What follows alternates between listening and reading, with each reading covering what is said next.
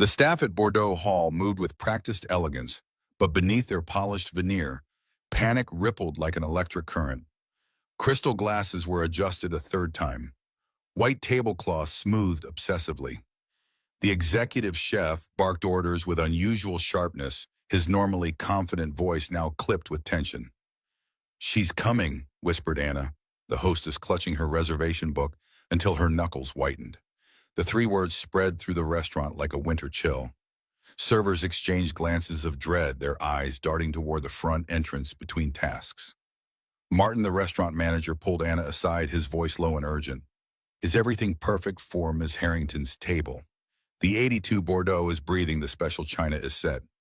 "Yes, everything's exactly as she specified," Anna replied, though her trembling hands betrayed her confidence. "Table 12, corner position, southern exposure, no draft."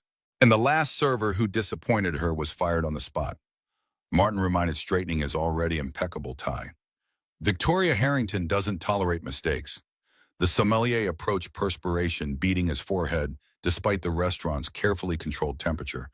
"The wine is ready, but is it the right vintage? The 82 was exceptional, but what if she prefers the 79 tonight? Should we have both ready?" Martin closed his eyes briefly, summoning calm he didn't feel. "Both. Definitely both. And have the 86 as backup." Through the floor-to-ceiling windows, a sleek black Bentley pulled to the curb. The valet rushed forward, his movements stiff with anticipation. The restaurant collectively held its breath. In the far corner of Bordeaux Hall, Robert Morgan sat alone at table 14, unaware of the approaching storm.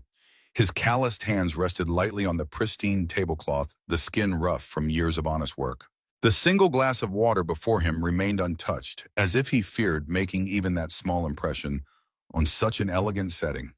His navy button-down shirt was clean and pressed the collar slightly frayed from too many washes. The watch on his wrist, a simple Timex with a worn leather band, had been a gift from Jennifer on their 10th anniversary 4 months before the diagnosis that changed everything. Robert checked the time again, feeling the familiar weight of memory as his finger traced the watch's scratched face. 4 years had passed since he'd held Jennifer's hand as she slipped away, leaving him to raise their daughter alone. 4 years of bedtime stories told in a voice that fought to stay steady. 4 years of school lunches packed with notes tucked inside. 4 years of being both father and mother to a little girl who still sometimes cried for the woman neither of them would ever stop missing. He straightened his shoulders, remembering why he'd agreed to this dinner in the first place. His friend Dave had been relentless. "You've got more practical knowledge than those college boys with fancy degrees," Dave had insisted last week over beers in Robert's modest backyard. "Your problem is nobody who matters has seen what you can do. You need to meet the right people, shake the right hands." Robert had laughed then, gesturing to his weathered work boots. "People like that don't see people like me, Dave. They look right through us." Dave had pushed the business card across the table anyway. A client of his from the insurance company. Someone connected, someone who might need a skilled facilities manager for their new development project. "Just one dinner, Rob, for Abby's sake. You keep saying you want to give her more than you have now." That had been the clincher. Abby, 9 years old, with her mother's eyes and a smile that could break his heart with its hopefulness. Abby, who needed braces they couldn't afford on his maintenance supervisor's salary. Abby, who deserved more than their small 2-bedroom apartment and secondhand clothes. A memory surfaced sharp and clear as spring water. Jennifer, in the hospital bed, her once vibrant body now fragile as tissue paper. Her fingers cool against his cheek as she made him promise. "Don't let bitterness steal the joy from her life, Rob, or from yours." Robert blinked away the image, focusing instead on the elegant restaurant around him. The kind of place where a glass of wine cost more than his hourly wage. Where people with power and influence made decisions that affected thousands of lives without ever getting their hands dirty. The maitre d' approached his table, the man's expression professionally neutral, though his eyes revealed momentary confusion at Robert's presence among the restaurant's usual clientele. "Sir, your party hasn't arrived yet." Robert glanced at his watch again. "Not yet. Should be any minute." "Very good, sir. May I bring you something while you wait? Perhaps a cocktail or an appetizer?" Robert thought of the carefully budgeted amount in his wallet. "Just water is fine, thanks." The maitre d' nodded and retreated, leaving Robert alone again with his thoughts. Through the window beside him, the city lights glittered beautiful and distant, like opportunities that always seemed just beyond his reach. Outside Bordeaux Hall, the black Bentley's door opened, and Victoria Harrington emerged like a force of nature. Tall and striking at 42, she moved with the confidence of someone who commanded rooms before speaking a single word. Her tailored charcoal suit, Armani custom cut to her precise measurements, cost more than most people's monthly mortgage payments. Diamond studs winked from her ears, their simplicity only emphasizing their exceptional quality. Victoria handed her keys to the valet without looking at him. Her attention already focused on her phone, where emails continued to demand responses even at this hour. The young man nervously dropped the keys, fumbling to retrieve them from the pavement. Victoria's gaze flicked toward him, briefly cold and assessing. That's a $50,000 vehicle. Perhaps handling it requires more competence than you currently possess. The valet's face flushed crimson. I'm so sorry, Miss Harrington. It won't happen again. See that it doesn't? Her voice carried the practiced precision of someone who had long ago mastered making people uncomfortable with minimal effort. As Victoria approached the entrance, her mind calculated outcomes and contingencies, a perpetual spreadsheet of risk assessment and strategic planning. Tonight's dinner with Jonathan Peters from Pioneer Investments could secure the additional funding needed to acquire Stellaris Technologies, the final piece she needed to complete her 5-year expansion plan. The restaurant doors opened before she reached them, Martin rushing forward with a rigid smile. Ms. Harrington, welcome back to Bordeaux Hall. Your table is ready, of course. Victoria nodded curtly, handing her cashmere coat to the waiting hostess. She surveyed the restaurant with the same critical eye that had evaluated countless boardrooms and business proposals.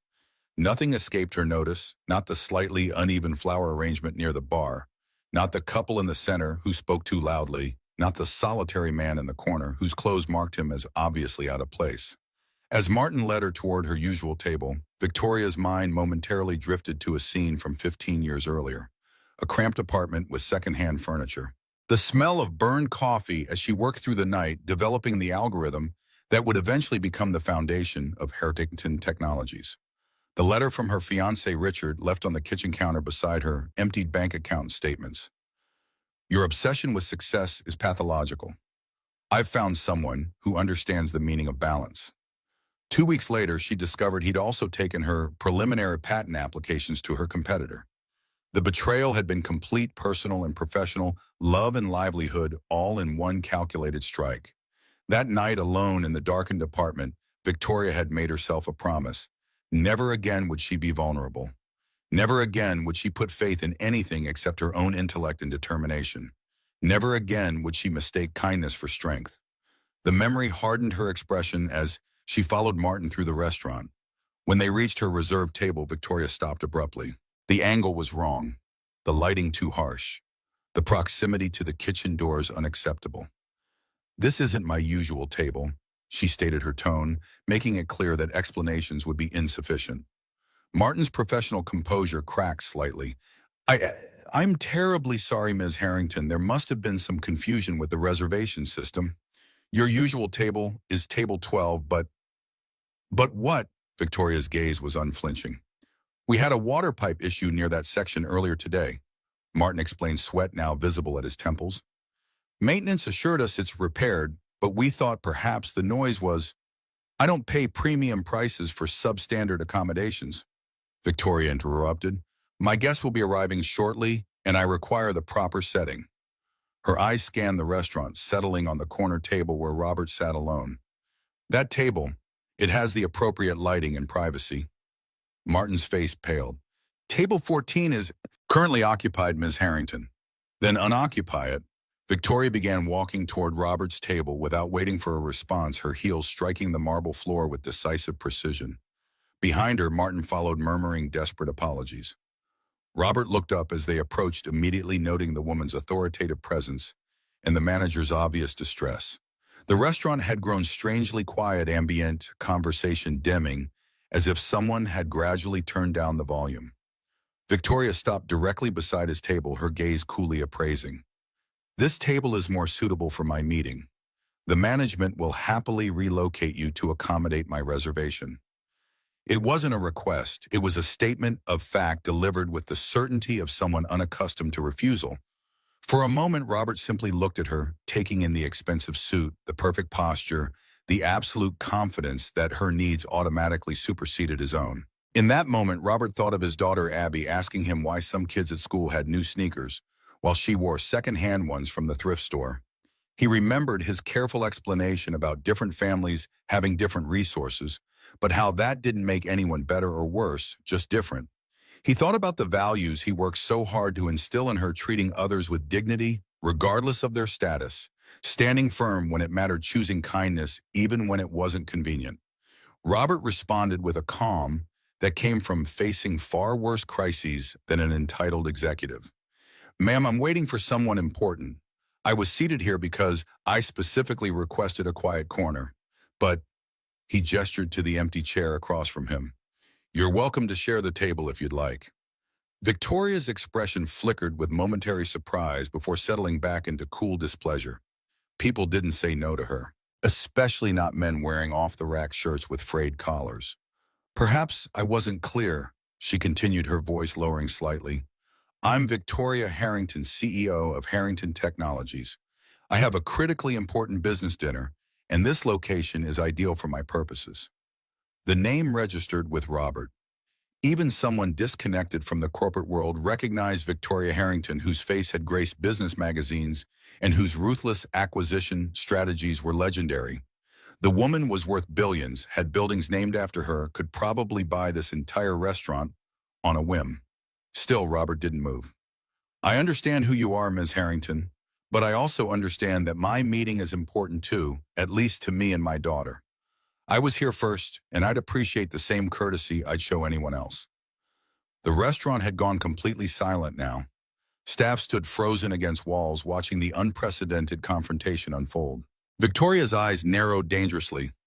"Do you have any idea what my time is worth? What decisions affecting thousands of jobs happen during dinners like the one I'm about to have?" Robert met her gaze directly. "I imagine quite a lot, and I respect that. But respect goes both ways, regardless of who's giving or receiving it." Something in his steady tone, not argumentative, not intimidated, simply matter-of-fact, caught Victoria off guard. People typically responded to her in one of two ways: obsequious agreement or defensive hostility. This man offered neither. Martin interjected desperately. "Ms. Harrington, we could prepare the private dining room upstairs immediately. It would offer even more privacy for your meeting." Victoria didn't acknowledge the suggestion, her attention fixed on Robert. After a calculated pause, she made a decision that surprised even herself. With deliberate grace, she pulled out the chair opposite him and sat down. "Then we'll share," she stated as if it had been her idea all along. "My guests will be joining shortly." The collective tension in the restaurant released slightly, though conversations resumed at a more subdued volume. Martin signaled frantically to the staff, who scrambled to adjust to this unexpected development. Robert watched as Victoria arranged herself precisely in the chair, placing her phone face up on the table, her movements efficient and controlled. She looked at him properly for the first time, her assessment clinical and thorough. "Since we'll be sharing space, perhaps introductions are in order, though you apparently already know who I am. Robert Morgan. I supervise maintenance operations for Westridge Properties." Victoria's slight grimace revealed exactly what she thought of his occupation. Fixing leaky faucets and changing light bulbs. How essential. The condescension in her tone was unmistakable. Robert could have let it slide, could have shrunk beneath her obvious disdain. Instead, he leaned forward slightly. "Last month, I identified a critical failure in a primary electrical system at Mercy Hospital before it could affect their operating rooms. 3 surgeries were in progress at the time. I've designed backup systems that have prevented catastrophic failures during power outages, implemented preventative maintenance protocols that have saved companies millions, and trained teams that keep buildings functioning safely when most people don't even think about what's happening behind their walls." He paused, his expression unchanged. "But yes, I also fix leaky faucets and change light bulbs." Victoria raised an eyebrow, mildly intrigued despite herself. "Defensive about your profession, Mr. Morgan." "Not defensive, just accurate. There's dignity in work that keeps things running even when it's invisible to most people. A servant approached, tentatively placing a glass of water before Victoria. Would you care to see the wine list, Miss Harrington? Bring the 82 Bordeaux. 2 glasses. She didn't look away from Robert as she issued the command. After the server hurried away, Victoria studied Robert with the same intensity she might examine a puzzling financial report. So tell me, Mr. Fix-It, what brings you to an establishment where the entrees cost more than your hourly wage? The question was deliberately provocative, designed to remind him of the disparity in their positions. Robert recognized the tactic. He'd encountered similar attempts at intimidation from property developers who assumed his practical knowledge made him intellectually inferior. A business meeting, same as you. I was recommended for a facilities director position for a new development project. Victoria's lips curved in a mirthless smile. Ambitious, moving up from changing light bulbs to supervising others who change light bulbs. We all work within the systems available to us, Ms. Harrington. I'm sure even you started somewhere less impressive than where you are now. Something shifted in Victoria's expression, a momentary crack in her polished facade. The server returned with wine, pouring 2 glasses with practiced precision. Victoria took hers immediately, taking a measured sip. My first office was my kitchen table in a 1-bedroom apartment in Dorchester, she stated flatly. I slept 3 hours a night while coding the algorithm that became Harrington Technologies' first patent. So yes, Mr. Morgan, I started somewhere less impressive. The difference is I refused to stay there. Robert nodded, acknowledging her achievement without being cowed by it. That's impressive. Building something from nothing takes remarkable determination. Victoria hadn't expected acknowledgement, and the absence of either envy or resentment in his tone momentarily disarmed her.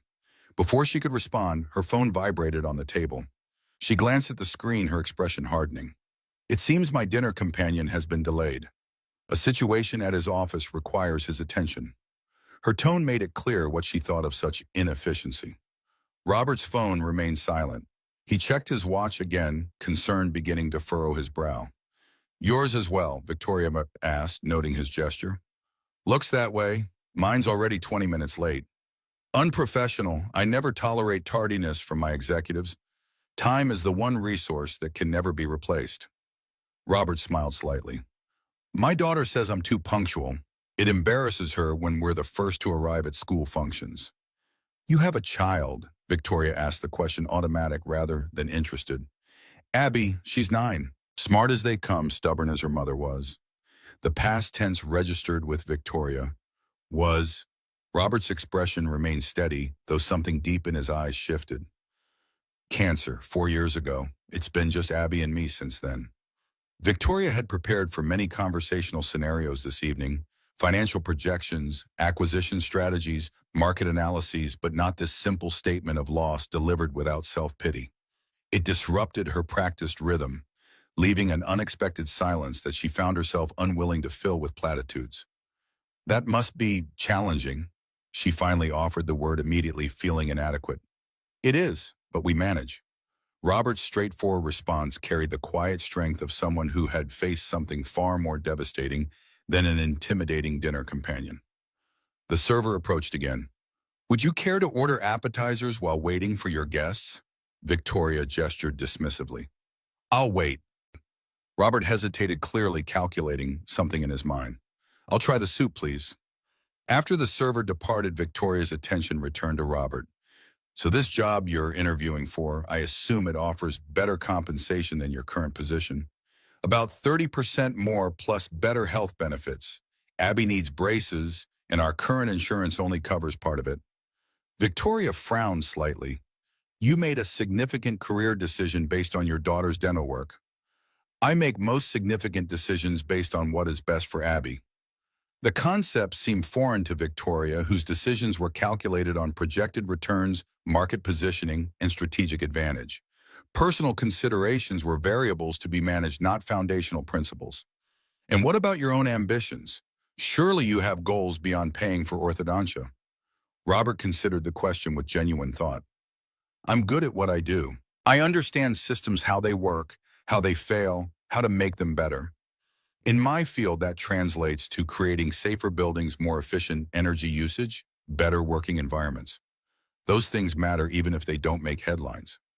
Victoria's expression reveals skepticism. Noble sentiments, but ultimately limited. Real impact requires scale. I employ over 5,000 people. My decisions affect global markets. Different kinds of impact, that's all.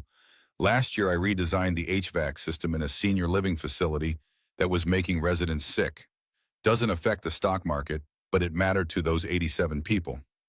The server returned with Robert's soup, a simple French onion with melted Gruyere. The aroma momentarily distracted Victoria from her response, reminding her she hadn't eaten since a hastily consumed protein bar at noon. Robert noticed her glance. "Would you like to try it? It's excellent."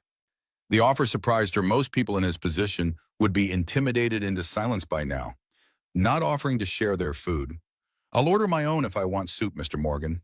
He shrugged, unbothered by her curtness. "Just being polite." "Politeness is often inefficient, but usually worth the time it takes," Robert countered, beginning his soup with measured appreciation. Victoria watched him for a moment, struck by his apparent comfort despite their obvious disparity in status. Most men she encountered either wanted something from her, feared her, or both.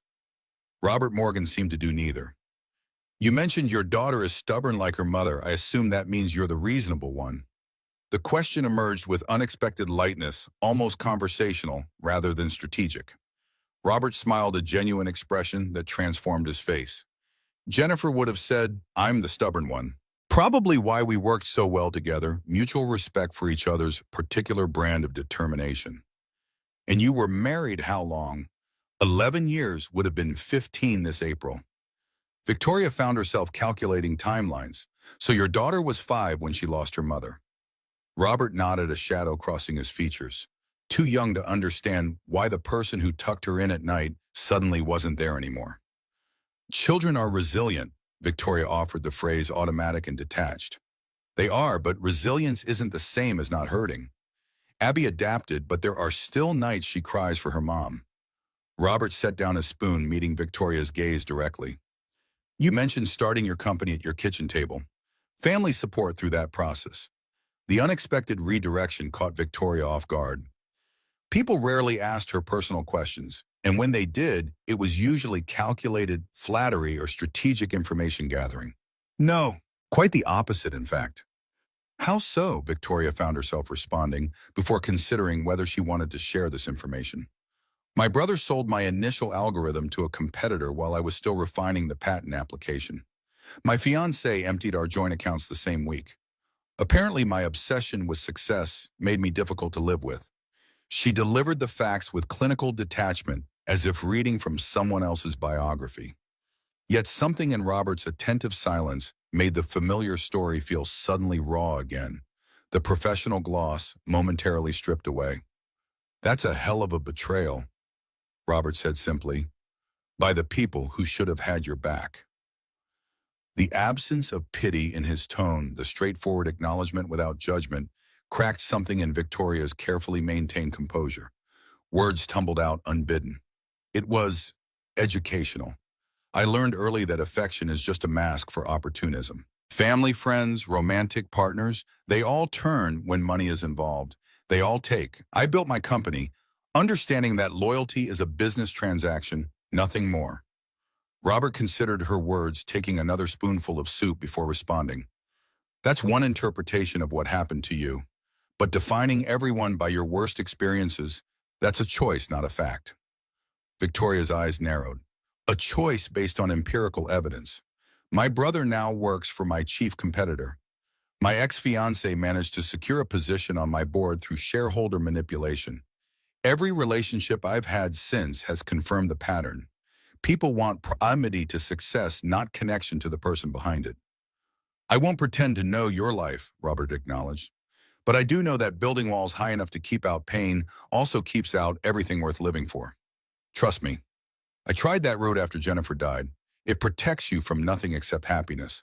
The statement hung between them, unexpectedly personal. Victoria felt an unfamiliar discomfort, not the irritation she typically experienced when challenged, but something deeper and less definable. That's a convenient philosophy for someone who hasn't had to protect billions in assets and thousands of jobs from people who would dismantle them for short-term profit. She countered, her tone sharpening defensively. Fair point. Different stakes, different risks, Robert conceded. But I wonder if the price of your protection is worth what you are paying for it. Meaning, you've built an empire that's apparently secure from everyone who might threaten it. But sitting across from you, I don't see someone who's enjoying the fruits of that victory. Victoria stiffened, unused to being the subject of such direct assessment. You presume to psychoanalyze me based on a 20-minute conversation, rather bold for a maintenance supervisor. Not psychoanalysis, just observation. Robert's calm remained unshaken by her sudden coldness. And before you dismiss the observation based on my job title, remember that my work requires identifying problems before they become catastrophic.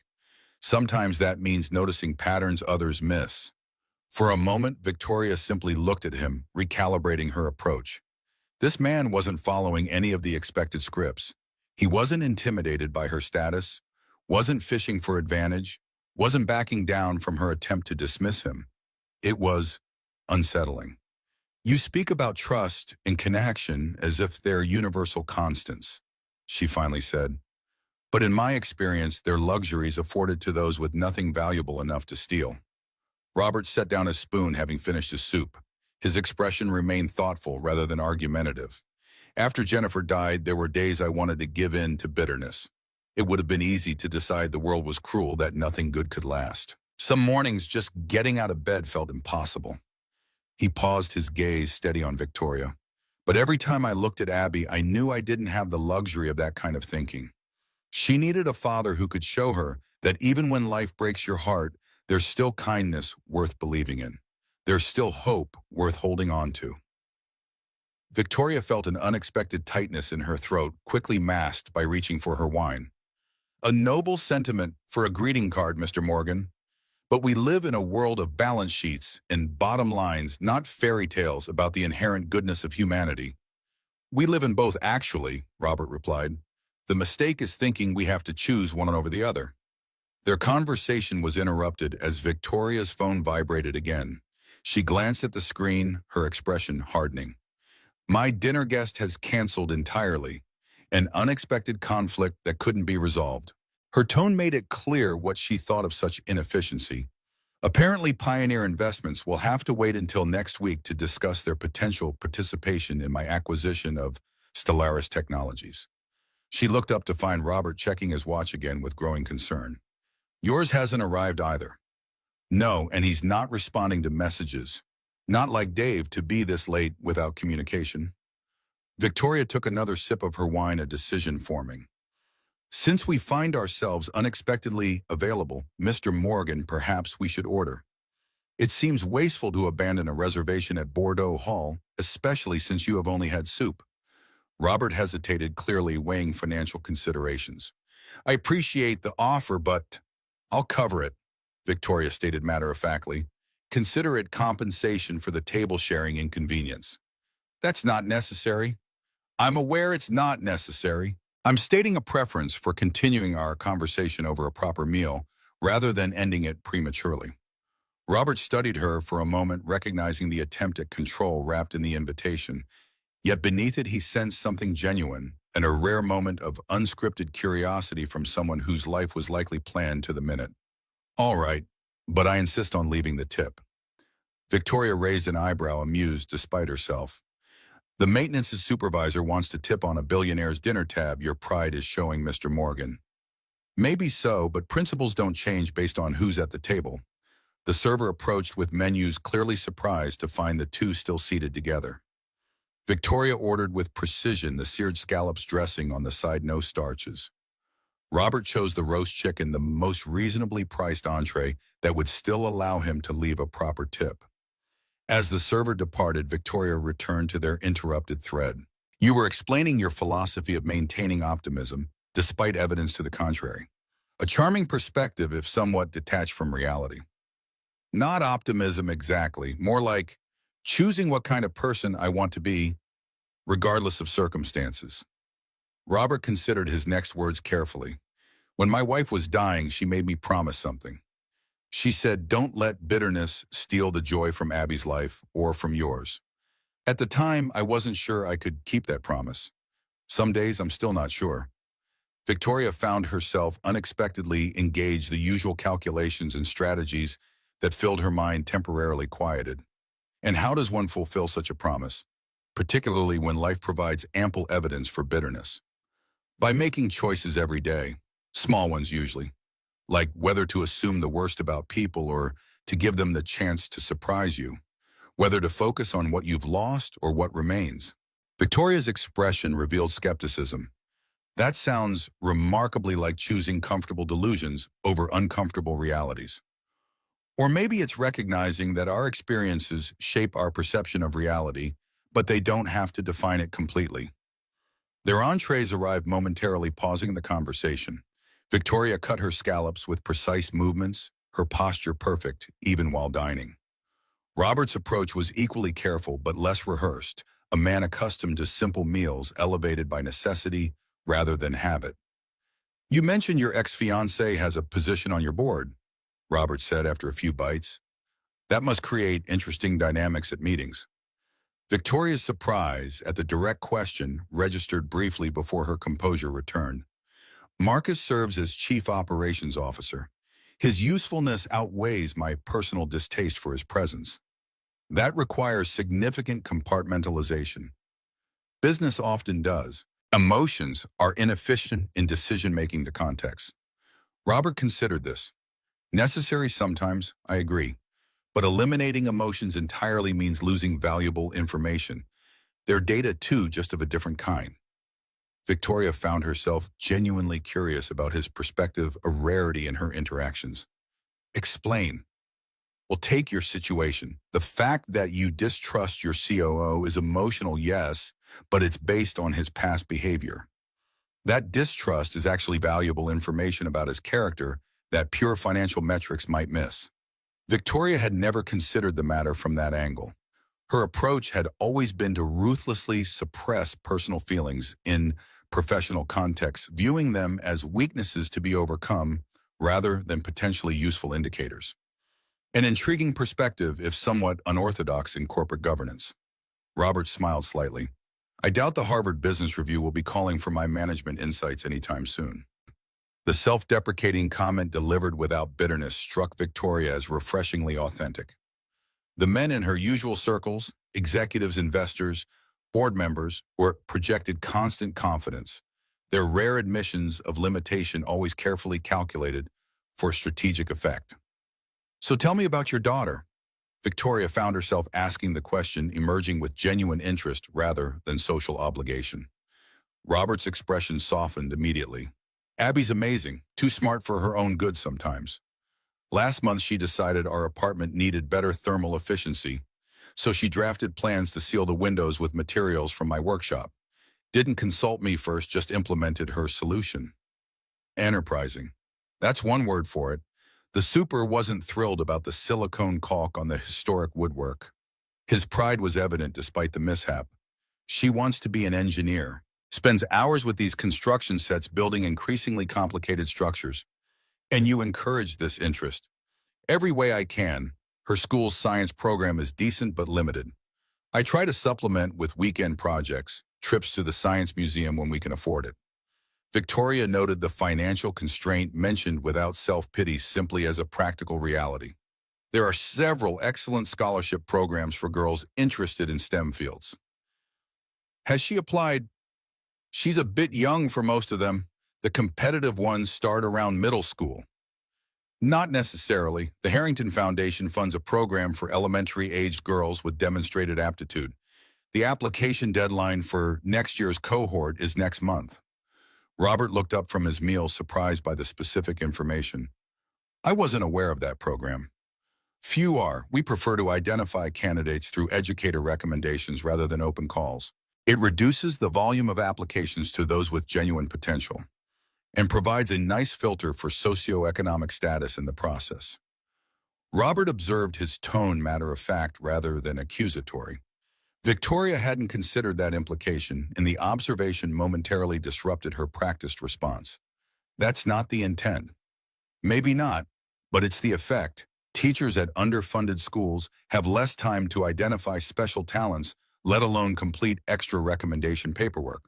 Same reason Abby's school has one microscope for 30 kids, while private academies have fully equipped labs. Instead of dismissing his criticism, Victoria found herself considering it seriously. A valid point. Perhaps the Foundation's approach warrants reconsideration. Robert seemed surprised by her receptiveness. Most people in your position would have defended the status quo. I didn't build a technology empire by clinging to flawed systems when better alternatives were identified. Victoria stated this without arrogance, simply as fact. So, inefficiency irritates me whether in business processes or philanthropic ones.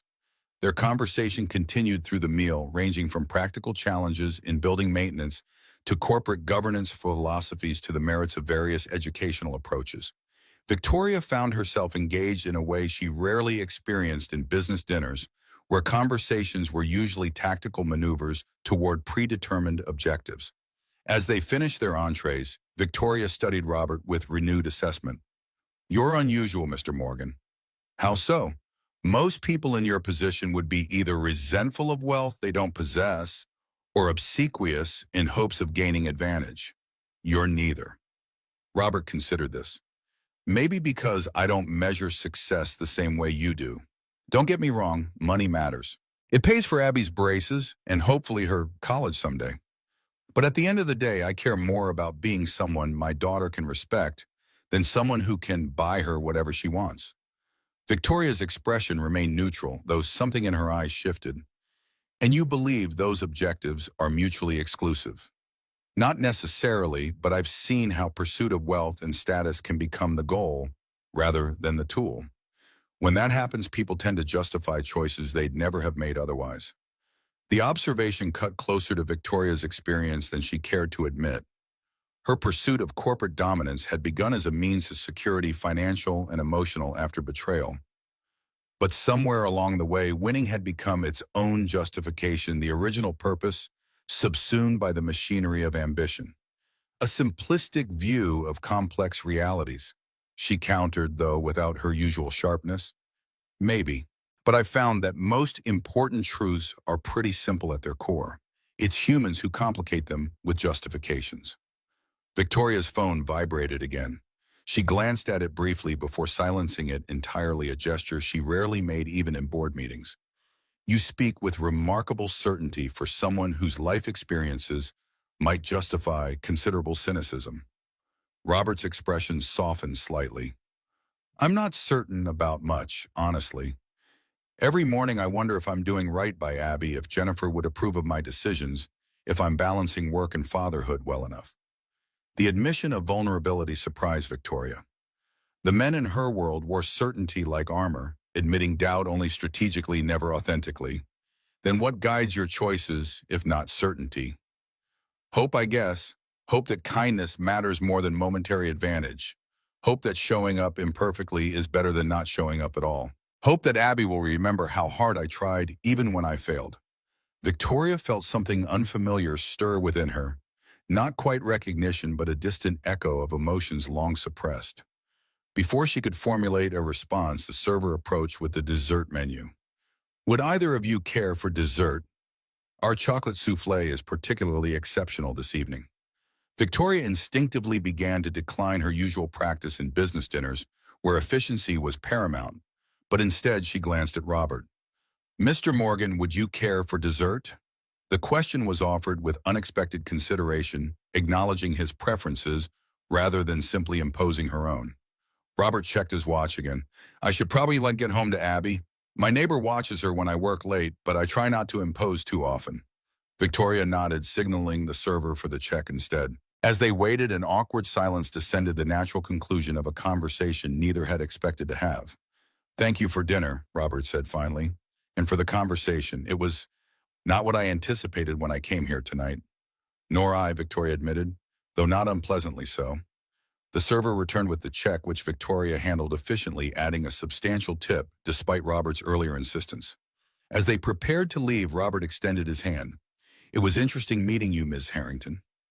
Victoria regarded his offered hand briefly before accepting it, noting the strength in his grip and the calluses earned through physical work so different from the manicured handshakes of her usual associates.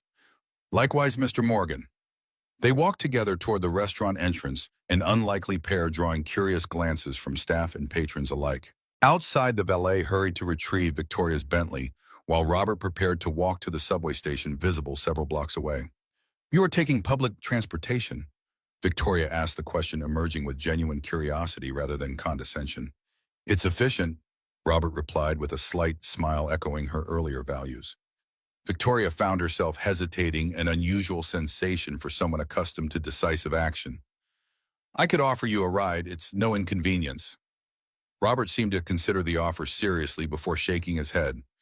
"I appreciate that, but I enjoy the walk. Gives me time to think." As her car arrived, Victoria felt an unfamiliar reluctance to end the encounter. Something about Robert Morgan had disrupted her carefully ordered worldview, not dramatically, but like a small stone creating ripples in a still pond. "For what it's worth," Robert said, as she prepared to depart, "the people who hurt you were wrong. Not everyone is like them. Not everyone is." The simple statement offered without expectation or agenda caught Victoria completely off guard. Before she could formulate a response, Robert nodded a goodbye and turned toward the subway, his figure soon disappearing among the evening pedestrians. Victoria settled into her Bentley's leather seat, directing her driver toward her penthouse. The familiar comfort of luxury surrounded her. Yet something felt subtly different, as if the coordinates of her internal map had shifted by a degree too small to measure, but significant enough to change the destination. Back in her penthouse 30 minutes later, Victoria moved through her evening routine with mechanical precision. The space was immaculate, designed by a renowned minimalist architect, featuring clean lines and curated emptiness that usually provided a sense of control after chaotic days. Tonight, however, the pristine silence felt hollow rather than peaceful. Victoria poured herself a glass of scotch, Macallan 25, a bottle worth more than Robert Morgan likely earned in a week, and carried it to the floor-to-ceiling windows overlooking the city. Lights glittered below buildings and streets, forming patterns of commerce and community. Somewhere out there, Robert Morgan was probably reading his daughter a bedtime story, his day's concerns temporarily set aside to create a moment of security for a child who had already lost too much. Victoria sipped her scotch, its familiar warmth failing to provide the usual comfort. Her phone chimed with emails demanding attention, acquisition details, board concerns, market analyses, but for once she didn't immediately respond. Instead, she found herself doing something unprecedented. She opened her browser and searched for Robert Morgan. The results were unsurprisingly modest. A LinkedIn profile listing his employment history and technical certifications, a mention in a local newspaper article about volunteers who had repaired an elderly veteran's roof, a photograph of him accepting a community service award from a neighborhood association. No corporate achievements, no noteworthy financial successes. Nothing that would register as significant by the metrics Victoria had used to measure value throughout her career. Yet something about the man had left an impression deeper than most of the power brokers and industry titans she encountered regularly. Building walls high enough to keep out pain also keeps out everything worth living for. His words echoed in her mind, challenging assumptions she had built her life upon. Victoria had constructed her empire on the foundation of self-protection, believing isolation was the necessary price of success. She had accepted that bargain without question, measuring its value in stock prices and market share, rather than any more intangible metrics. What would Robert Morgan measure instead?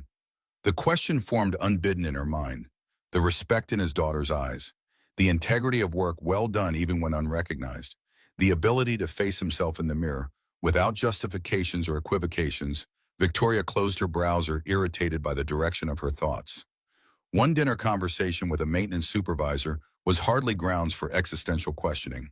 Tomorrow she would return to the acquisition of Stellaris Technologies, to board politics and market strategy, to the familiar terrain of ambition and achievement. Yet as she prepared for bed in her perfectly appointed penthouse, Victoria found herself composing an email in her mind, a brief note of thanks for the unexpected conversation, perhaps with information about the Harrington Foundation's STEM program for Robert's daughter. A small gesture, insignificant in the grand scheme of her empire, But perhaps she thought his sleep finally claimed her not entirely without value.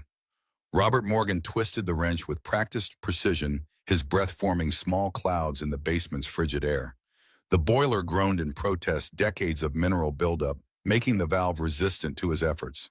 Above him, 4 floors of apartments depended on this temperamental machine for heat. Outside, November winds howled through Chicago's streets, temperatures plummeting toward record lows.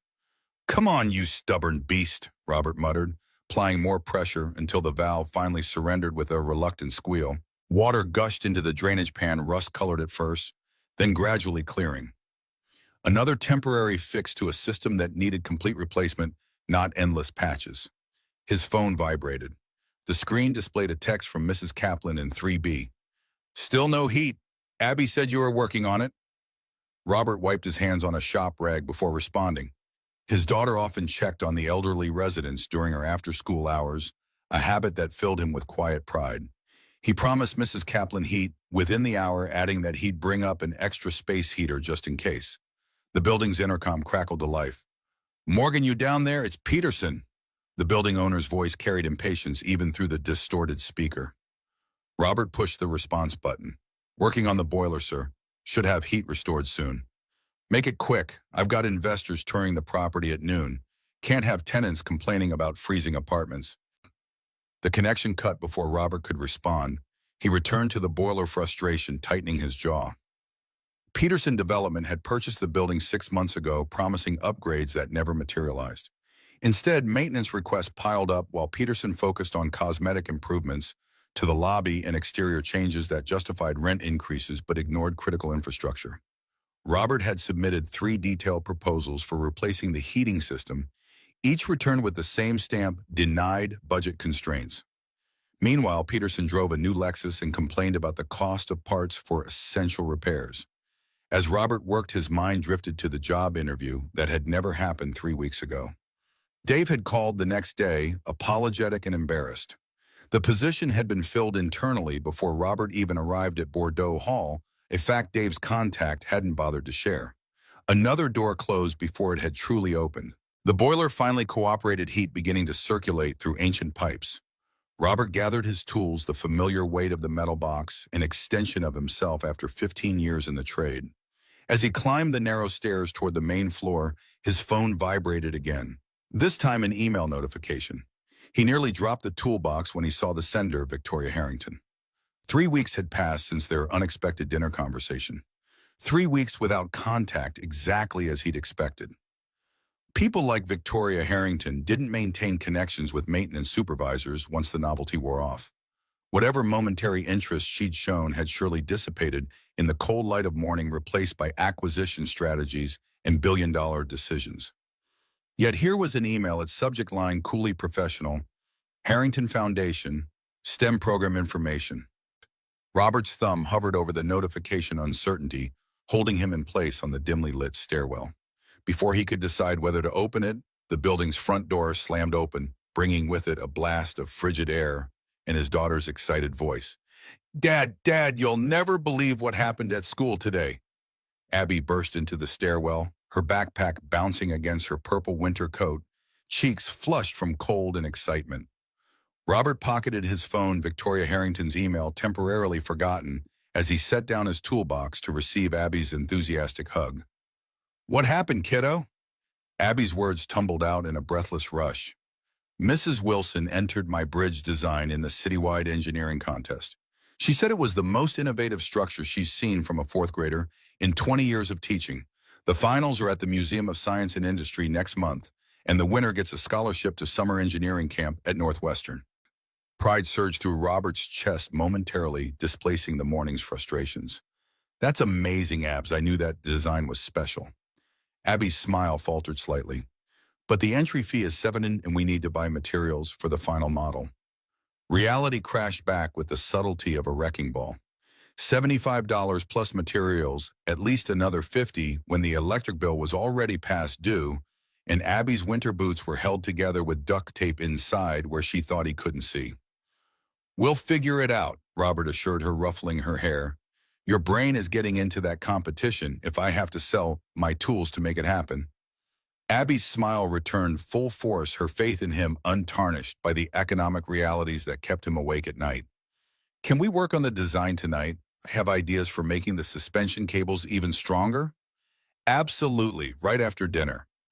Robert picked up his toolbox, leading Abby toward the small apartment they called home. But first I need to check on Mrs. Kaplan's heat. Want to help me deliver this space heater upstairs? Mrs. Kaplan welcomed them with warmth that belied her 92 years, pressing a chocolate chip cookie into Abby's hand and insisting Robert take one too. My grandson sent me too many again, she claimed, though Robert suspected she baked them specifically for Abby's after-school visits. As they set up the space heater, Ms. Kaplan's arthritis-curved fingers touched Robert's arm. The landlord was here earlier with men in expensive suits. They were measuring things, talking about market potential and modernization opportunities. A cold feeling that had nothing to do with the struggling heat settled in Robert's stomach. Did they say anything specific? Not to me directly, but I heard one man mention something about luxury conversion and relocating existing tenants. Miss Kaplan's eyes, clouded with cataracts but sharp with concern, held his. I've lived here 47 years, Robert. This is my home. Don't worry, Mrs. K, they can't just throw people out. The reassurance felt hollow even as he spoke it. Robert had seen this pattern before: corporate buyers acquiring affordable housing, forcing out long-term residents through massive rent increases or building code compliance issues that somehow never affected the new higher-paying tenants. Back in their apartment, Robert sent Abby to start her homework while he prepared dinner spaghetti with the sauce stretched further than the recipe intended. As water boiled on the stove, he finally opened Victoria's email. Mr. Morgan, our conversation prompted me to review the Harrington Foundation's STEM initiative protocols. You raised valid concerns about our selection process inadvertently filtering out qualified candidates from under-resourced schools. I've attached information about our program for elementary-age girls with aptitude in engineering and applied sciences. The application deadline has been extended to December 15th. The process has been simplified, though standards remain rigorous. If your daughter is interested, I encourage you to submit an application. Regards, Victoria Harrington, CEO, Harrington Technologies. Formal, distant, yet the underlying message was clear. She had actually considered his critique and made changes. The attachment contained detailed information about a program that would provide Abby with mentorship, advanced instruction, and connections that could open doors Robert couldn't even approach.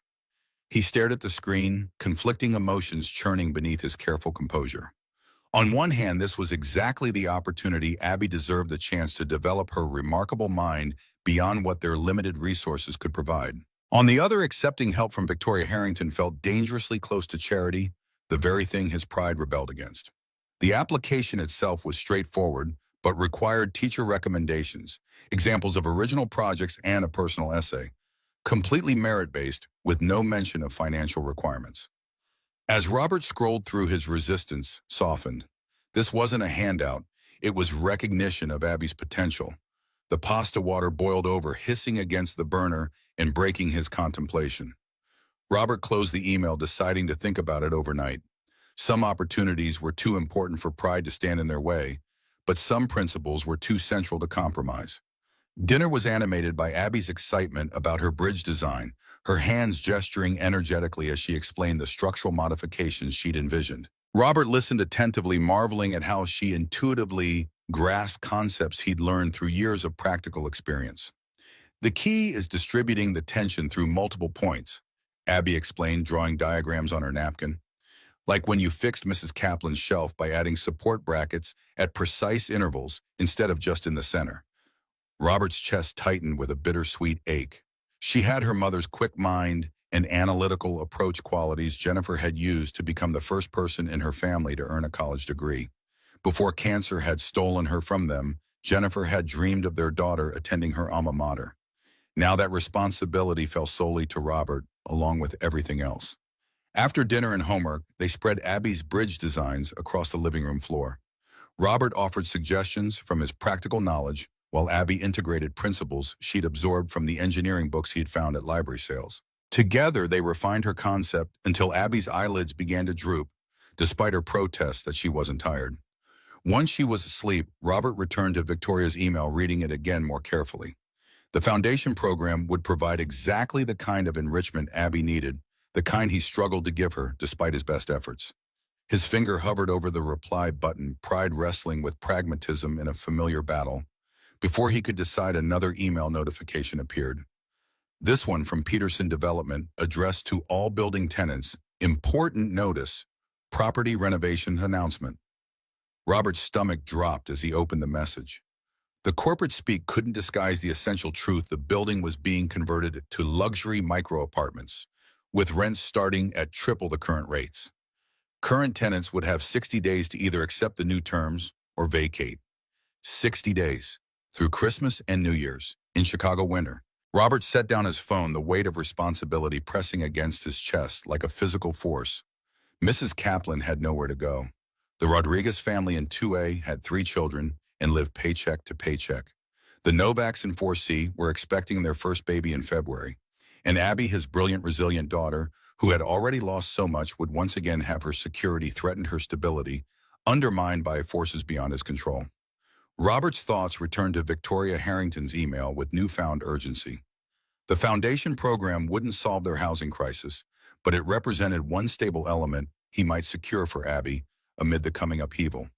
With economic pressure mounting and his stubborn pride increasingly looking like an unaffordable luxury, Robert began composing his reply. Ms. Harrington, thank you for the information about the Harrington Foundation's STEM program. I appreciate your reconsideration of the application process. Abby would be very interested in this opportunity. She was selected today for a citywide engineering competition, which aligns well with your program's focus. I've attached some photos of her recent projects, including the bridge design mentioned above and a rainwater collection system she developed for our building's community garden. Regards, Robert Morgan. He hesitated before pressing send, uncomfortable with the subtle shift this represented from proud self-sufficiency to accepting that sometimes opportunities for Abby's future outweighed his personal reservations. With a deep breath, Robert hit send and closed his laptop, uncertain whether he'd receive a response, but certain he'd done what was necessary for his daughter. The next morning brought fresh challenges. The boiler had failed again overnight, leaving residents shivering in the pre-dawn darkness. Robert worked through his morning routine on autopilot, waking Abby, preparing breakfast, checking her homework, all while mentally cataloging the parts he'd need for yet another temporary repair. Dad, my bridge needs balsa wood for the final model, Abby reminded him as she packed her lunch. Can we get some this weekend? The competition entry fee still loomed, along with the material costs now complicated by the impending housing crisis. Robert forced a smile. Absolutely. Maybe we can check out that new art supply store that opened downtown. Abby's face lit up with excitement that made his financial anxiety momentarily recede. The one with the 3D printers in the window, can we really go there? We'll make a day of it. Now grab your coat before you miss the bus. After seeing Abby off, Robert descended to the basement to wrestle once more with the dying boiler. His phone vibrated in his pocket as he worked. Another email from Victoria Harrington sent at 5:47 a.m. Did the woman ever sleep, Mr. Morgan? Your daughter's projects show remarkable ingenuity. The rainwater collection system particularly impressed our engineering director. The foundation would like to extend a special invitation for Abby to visit Harrington Technologies research facility this Saturday. Our team is developing environmental sustainability technologies that might interest her, and it would provide an opportunity for preliminary assessment before formal applications close. Please advise if this would be convenient. Victoria Harrington. Robert stared at the screen, conflicting emotions rising once again. The invitation was clearly an accelerated path into the program, offering Abby access to resources and mentorship he could never provide. But Saturday was their planned trip to the art supply store, one of the small joys he could still offer despite their financial constraints. More importantly, the invitation represented a fundamental power imbalance. Victoria Harrington could casually offer opportunities that would significantly impact Abby's future, while Robert struggled to maintain basic stability. The dynamic uncomfortably echoed their dinner conversation about privilege and access. Yet refusing would hurt only Abby, denying her an opportunity she deserved because of his complicated feelings about accepting help. Robert sighed deeply, setting aside his tools to compose a response that protected his dignity while prioritizing his daughter's needs. Ms. Harrington, thank you for the invitation. Abby would be delighted to visit the research facility this Saturday. She's particularly interested in environmental engineering applications. However, I must accompany her, as I'm sure you understand. Also, we had previously planned to purchase materials for her competition project that day. Would it be possible to schedule the visit for early afternoon, allowing us to maintain our morning plans? Regards, Robert Morgan. The response came within minutes as if Victoria had been waiting. 11:30 a.m. would work for our team. A car will collect you both at 11:15. Please provide your address. And of course you would accompany her. She's 9. Victoria. The slight edge in her final sentence suggested he had offended her by implying she might have thought otherwise. Robert felt a flicker of satisfaction at having momentarily disrupted her composure, followed immediately by guilt for the petty reaction. This wasn't about his complicated feelings toward Victoria Harrington. It was about Abby's future. He sent their address, then returned to the stubborn boiler, channeling his conflicted emotions into the physical effort of repair. By mid-morning, heat was flowing again, another temporary victory in what increasingly felt like a losing war against entropy and economics. His phone rang as he was washing grease from his hands. Dave's name flashed on the screen. Robert hesitated before answering, still nursing the disappointment of the non-existent job opportunity. "Hey, Rob, got a minute?" Dave's tone carried unusual tension. "What's up?" "You know I handle the commercial property insurance for Peterson Development, right?" Dave paused, lowering his voice. "I probably shouldn't be telling you this, but I just processed paperwork for them to change the building classification. They're applying for permits to convert to luxury micro units with construction starting in January. They already sent notices. We have 60 days to clear out or pay triple rent." Robert's voice remained steady despite the turmoil beneath. "Damn, they move fast. Listen, there's more. The plans I saw, they're cutting corners on the electrical upgrades, using the same subcontractor that did that high-rise in River North where they had the fire last year." Robert's maintenance instincts immediately sharpened. "The one where they installed counterfeit circuit breakers. People died in that fire, Dave." "Exactly. Same contractor, same suppliers. Peterson's trying to maximize profit margins by using gray market parts. I tried raising concerns, but they shut me down." Dave's voice dropped further. "They're paying off inspectors, Rob. City's looking the other way." A cold rage settled in Robert's chest, different from his usual frustrations with Peterson's negligence. This wasn't just cutting corners. It was knowingly endangering lives. "I need to report this." "Be careful, man. These guys have connections. My boss made it clear this is a major client we don't cross." After hanging up, Robert stared at the boiler room wall, thoughts racing. He needed documentation evidence of the dangerous materials before he could report anything. More importantly, he needed a plan for relocating his residents, especially vulnerable ones like Mrs. Kaplan, before the winter deadline. Both problems required resources he didn't have: legal knowledge, connections, influence. The irony wasn't lost on him that the very power dynamics he'd discussed with Victoria Harrington were now directly impacting his life and the safety of people who depended on him. The rest of the week passed in a blur of maintenance emergencies, tenant concerns about the eviction notice, and preparing Abby for both her competition and the visit to Harrington Technologies. Robert found himself increasingly exhausted, the weight of responsibility growing heavier with each passing day. By Saturday morning, dark circles shadowed his eyes, but he maintained a cheerful facade as he and Abby explored the art supply store. Her excitement at selecting materials for her bridge model temporarily lifted his spirits, her creative energy contagious despite his underlying worry. At precisely 11:15, a sleek black car pulled up outside their apartment building. Not a taxi or rideshare, but a luxury sedan with tinted windows and a uniformed driver who opened the door with formal courtesy. Abby's eyes widened. "Is this for us, like in the movies?" "Apparently so," Robert replied, helping her inside while noting the vehicle likely cost more than he'd earned in 3 years. The interior smelled of leather and subtle cologne technology seamlessly integrated into every surface. As they settled into the plush seats, Robert noticed a small gift bag with Abby's name on it. "May I?" she asked, fingers already reaching. "Go ahead." He nodded, watching her carefully. Inside was a small engineering kit, not a toy, but a professional-grade set of precision tools scaled for smaller hands. A card attached read simply, For future innovations, VH. Abby examined each tool with reverent fascination. Dad, these are real instruments like the ones professionals use. They certainly are. Robert felt the familiar tug between gratitude for his daughter's opportunity and discomfort at accepting such an expensive gift.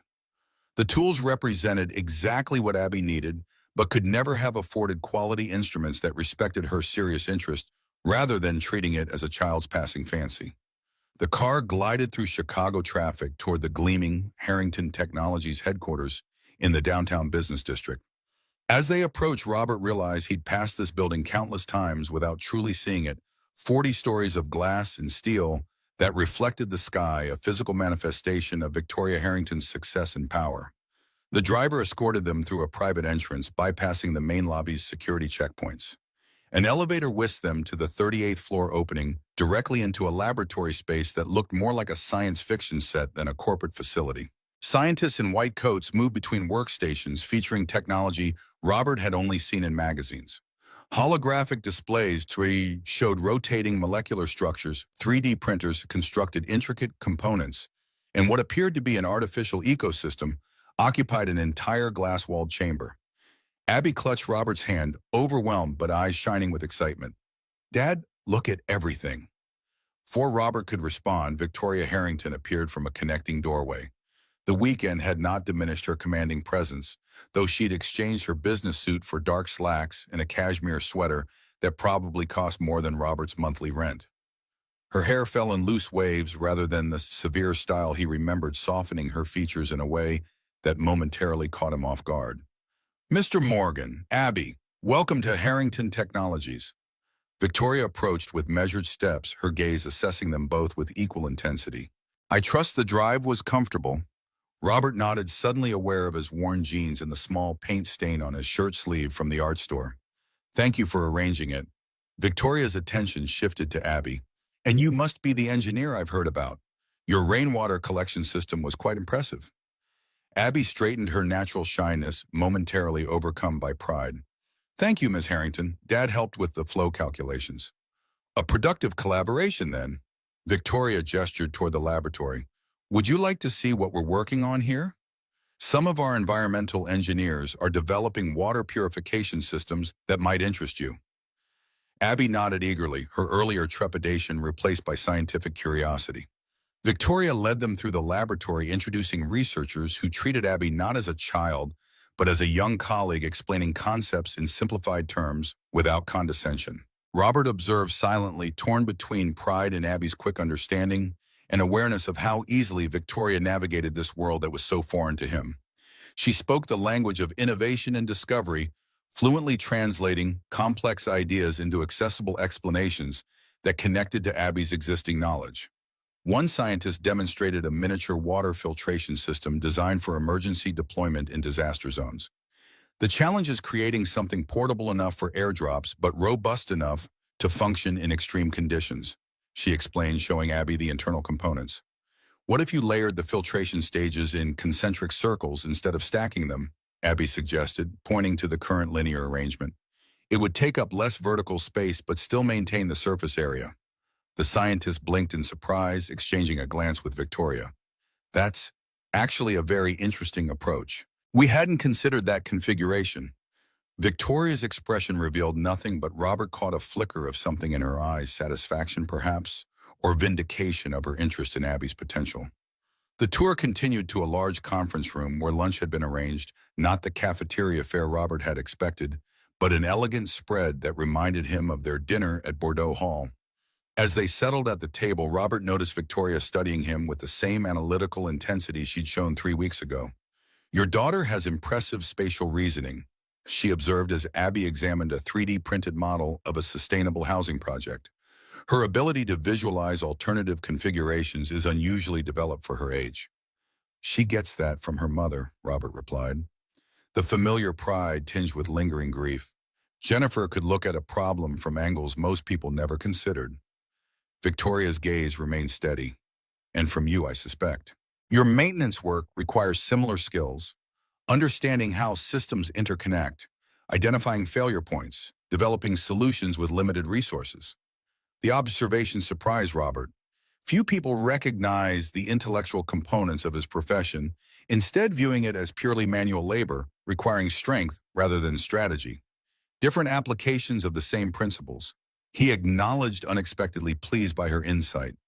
Their conversation was interrupted as Abby returned to the table, eyes bright with excitement.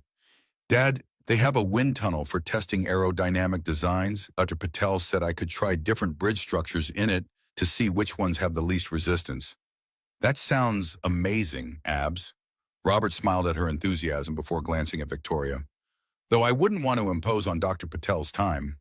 It's no imposition, Victoria replied smoothly.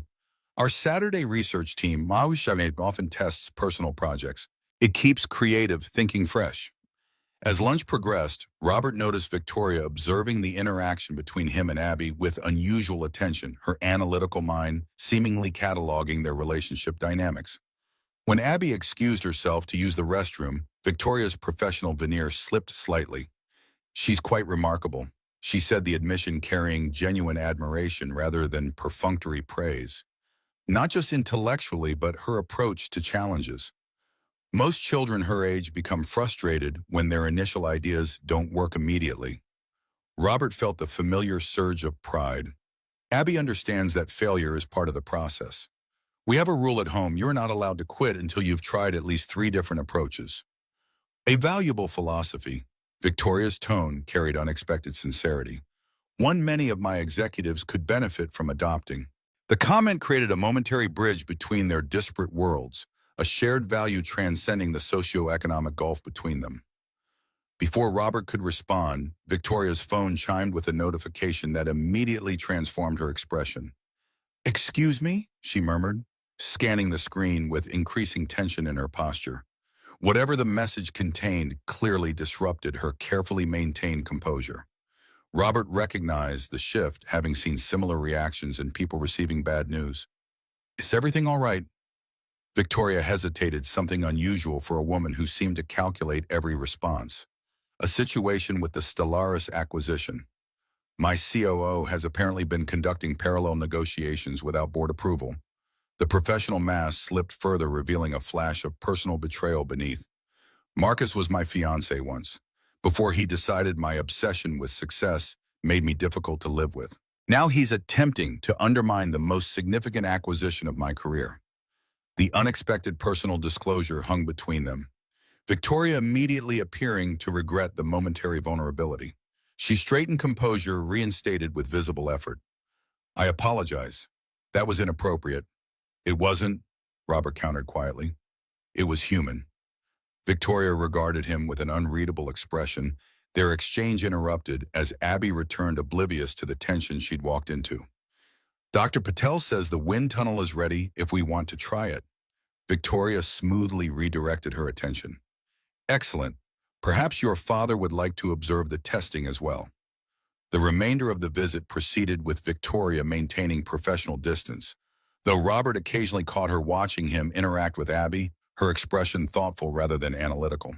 When they eventually prepared to leave, she escorted them personally to the elevator rather than delegating to an assistant.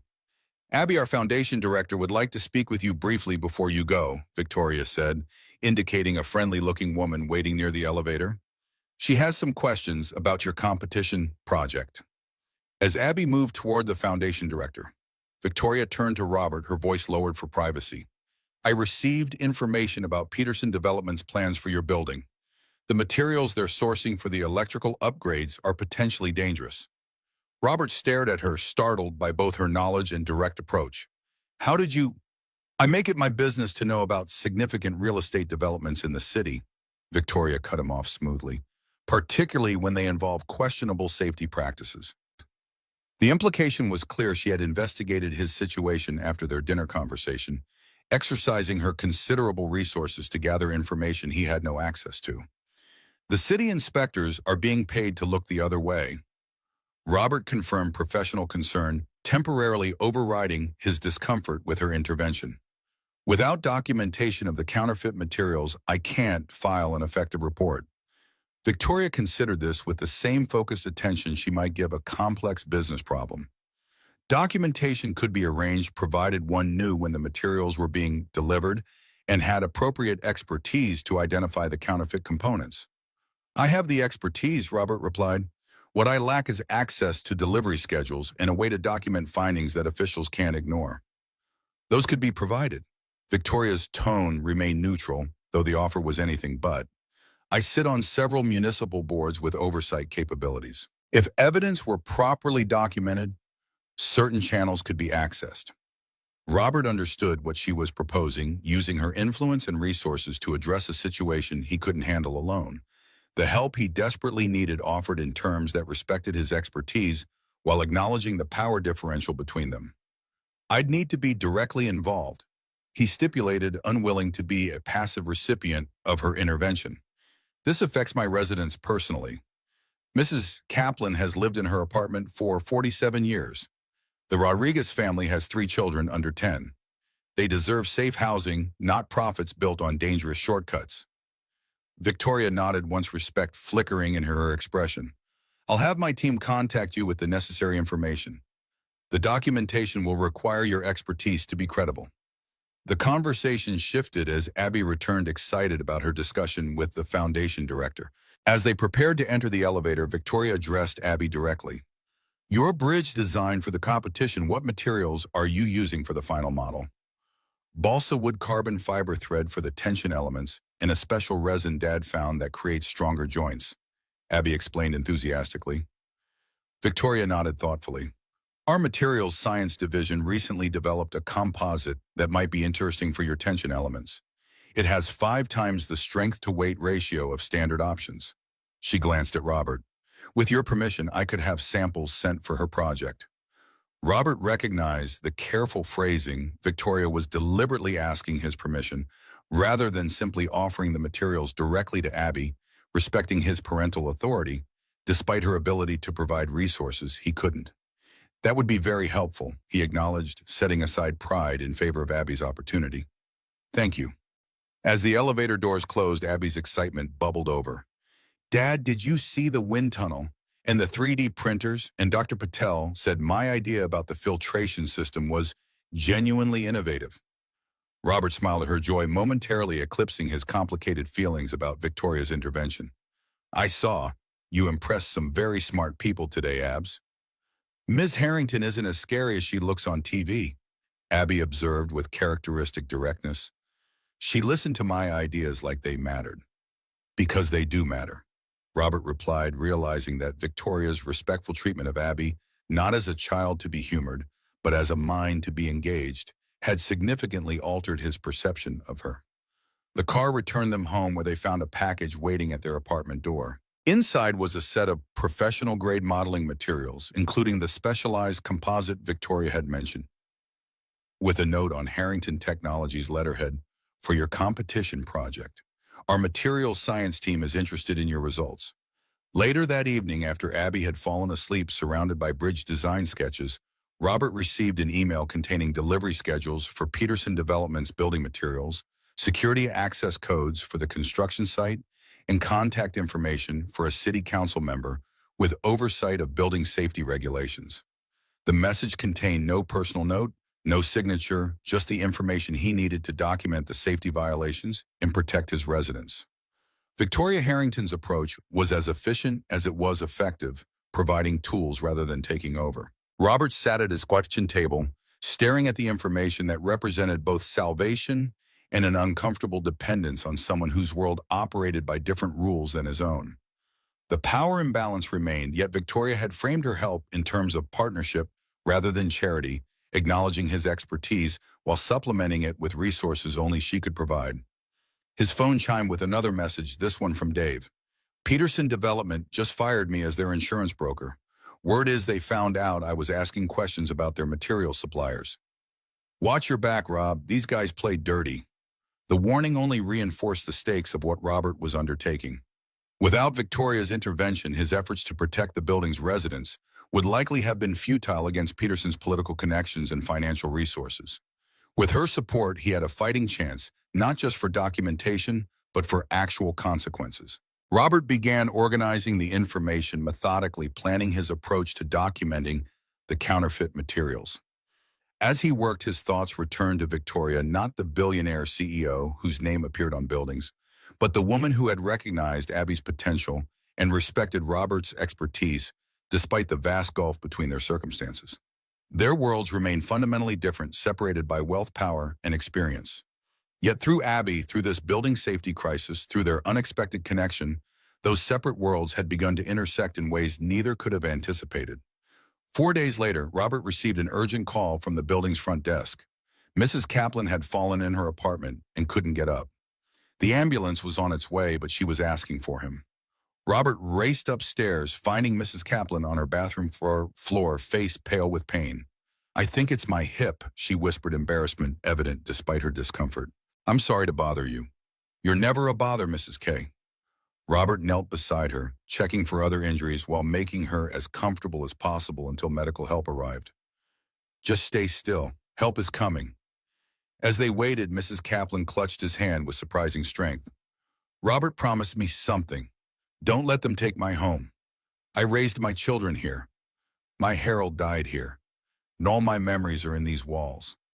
The plea tightened around Robert's heart like a vice.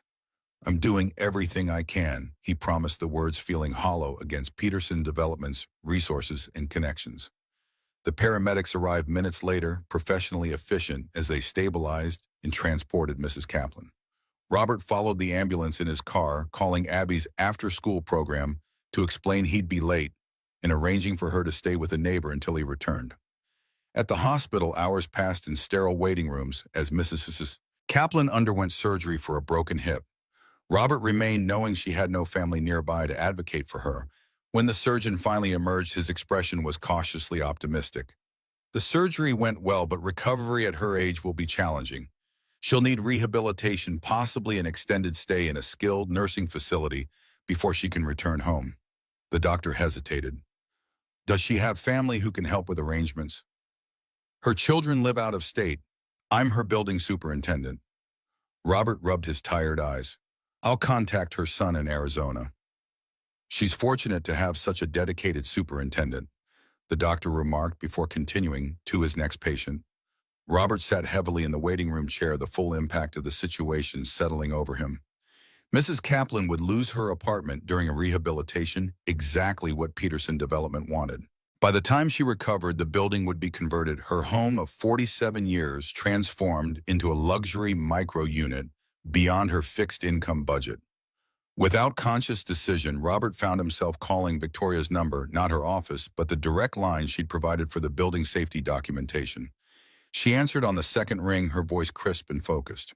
"Harrington, it's Robert Morgan. I'm sorry to call like this, but..." He hesitated, suddenly aware of how inappropriate this contact was. Their arrangement concerned building safety documentation, not personal crises. "What's happened?"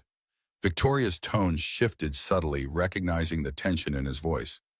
Robert explained Mrs. Kaplan's situation, the words tumbling out with uncharacteristic disorganization.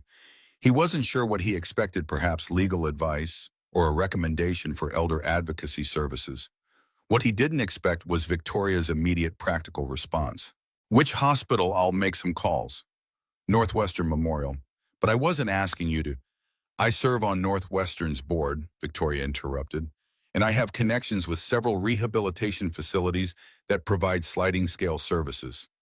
Stay where you are. I'll handle this." Before Robert could protest, she had ended the call, leaving him staring at his phone in the sterile hospital corridor. 30 minutes later, a hospital administrator approached her, manner deferential. "Mr. Morgan, I understand you're Mrs. Kaplan's designated representative. We've arranged for her to receive VIP care and have secured a place at Lakeside Rehabilitation Center when she's ready for transfer. All expenses are covered by the hospital's community care fund."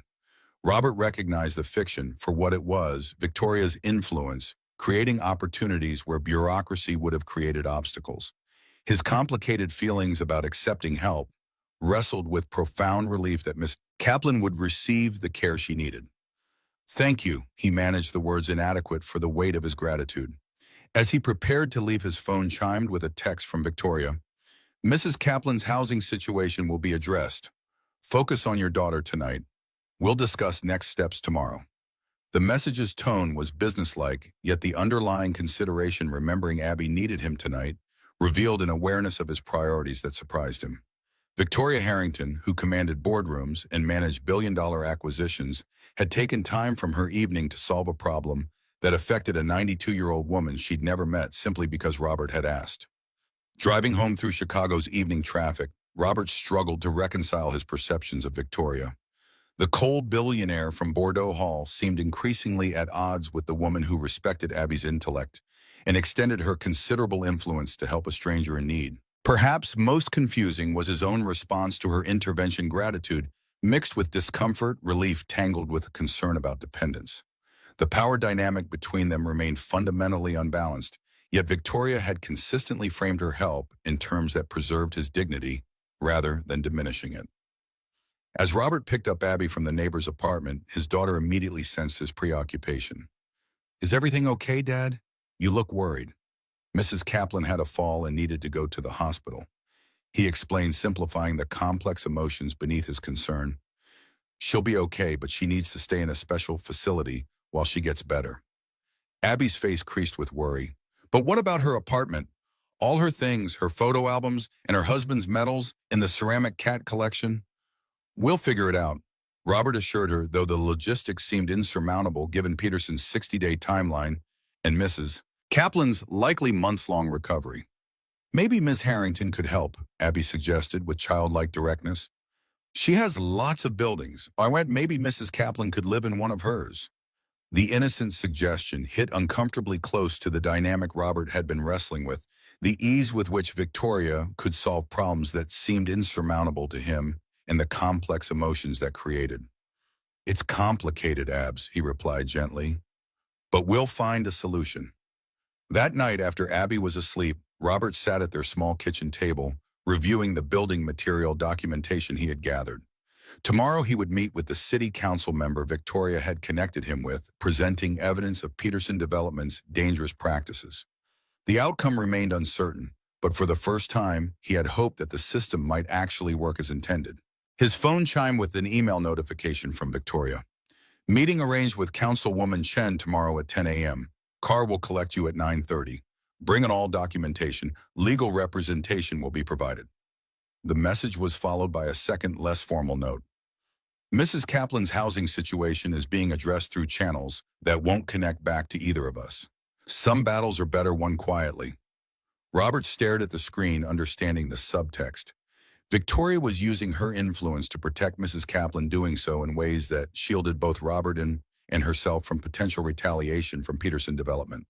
The consideration was as unexpected as it was thorough. He began typing a response, then paused, uncertain how to navigate this evolving relationship. They weren't friends in any conventional sense, yet their connection had deepened beyond the initial clash of philosophies at Bordeaux Hall. Victoria had seen something in Abby worth nurturing. Something in Robert's situation worth addressing, something in their interaction worth continuing, despite the obvious disparities between their worlds. Finally, Robert sent a simple reply, "Thank you, not just for the help, but for how you've provided it." The response came minutes later, suggesting Victoria was working late as usual. "Dignity matters, you taught me that." 4 words that acknowledged something fundamental had shifted between them, not erasing the power imbalance or their philosophical differences, but creating a bridge of mutual respect across the divide. Tomorrow would bring new challenges. The meeting with Councilwoman Chen, continuing documentation of Peterson's violations, navigating Mrs. Kaplan's recovery, preparing Abby for her engineering competition. But tonight, Robert allowed himself a moment of cautious hope that perhaps some battles didn't have to be fought alone, and that accepting help didn't always mean surrendering dignity. His final thought before sleep claimed him was of Victoria Harrington, not the billionaire CEO, but the woman who had listened to his criticism about her foundation's selection process and actually changed it, who had treated his daughter with genuine respect rather than condescension, who had extended her considerable influence to help people she'd never met simply because Robert had asked. Their worlds remained fundamentally different, separated by wealth, power, and life experience. Yet somehow improbably, those separate worlds had begun to intersect in ways neither could have anticipated when they first clashed in Bordeaux Hall just 1 month ago. The black town car pulled up to City Hall precisely at 9:55 a.m. on Monday, December 16th. Robert Morgan gathered his documentation, the weight of the manila folder, a physical manifestation of weeks of meticulous record-keeping. This morning would determine whether Peterson Development's dangerous cost-cutting would be addressed or if corporate connections would once again shield the powerful from accountability. Catherine Winters from Hamilton and Reed waited in the lobby, her tailored suit and confident stance marking her as one of Chicago's elite attorneys. She extended her hand with a firm grip that surprised Robert, her assessment of him brief but thorough. "Ms. Harrington has briefed me extensively," Catherine said, leading him toward security. "Your documentation is remarkably comprehensive for someone without legal training. The councilwoman has allocated 30 minutes we need to make every second count."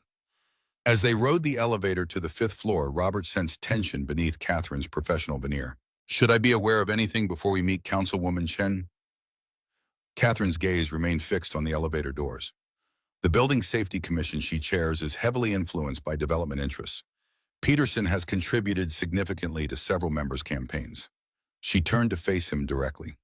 "Frame everything in terms of public safety and potential liability, not tenant concerns. Politicians respond to risk, not righteousness." Councilwoman Chen's office projected calculated accessibility family photos, strategically positioned awards displayed with deliberate modesty. The councilwoman herself rose from behind her desk, her practiced smile never reaching her eyes. "Mr. Morgan, Ms. Winters, I understand you have concerns about a development project in my district." For the next 25 minutes, Robert presented his evidence with methodical precision. Delivery manifests for electrical components failing to meet code requirements, photographs of counterfeit circuit breakers installed in previous Peterson properties, documentation of safety violations that had resulted in injuries at other sites. He concluded with floor plans showing how the proposed renovation would create multiple fire hazards in violation of city ordinances. Councilwoman Chen listened with increasing discomfort, her political instincts visibly calculating risk factors. When Robert finished, she tapped her pen against her desk calendar, avoiding direct eye contact. "These allegations certainly warrant investigation, Mr. Morgan. However, we must be careful not to impede development based on technical disagreements." Catherine leaned forward slightly. "Councilwoman, with respect, these aren't technical disagreements. There are documented safety violations identical to those that resulted in 3 deaths during the River North fire last January." Her tone remained pleasant, but the implication hung clearly in the air. "The Tribune's investigative team has shown particular interest in the relationship between building code enforcement and campaign finance." The councilwoman's expression shifted imperceptibly. "I take public safety very seriously, Ms. Winters. My office will arrange emergency inspections within 48 hours. She slid her business card across the desk.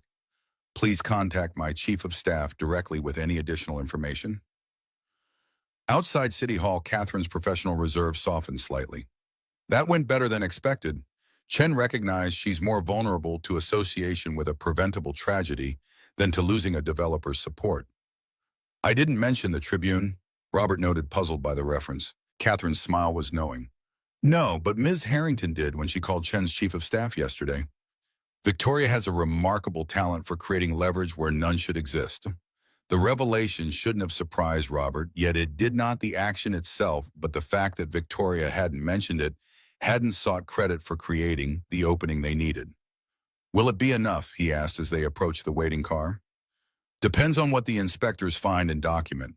Chen will protect herself first, Peterson second, and the public third in that order.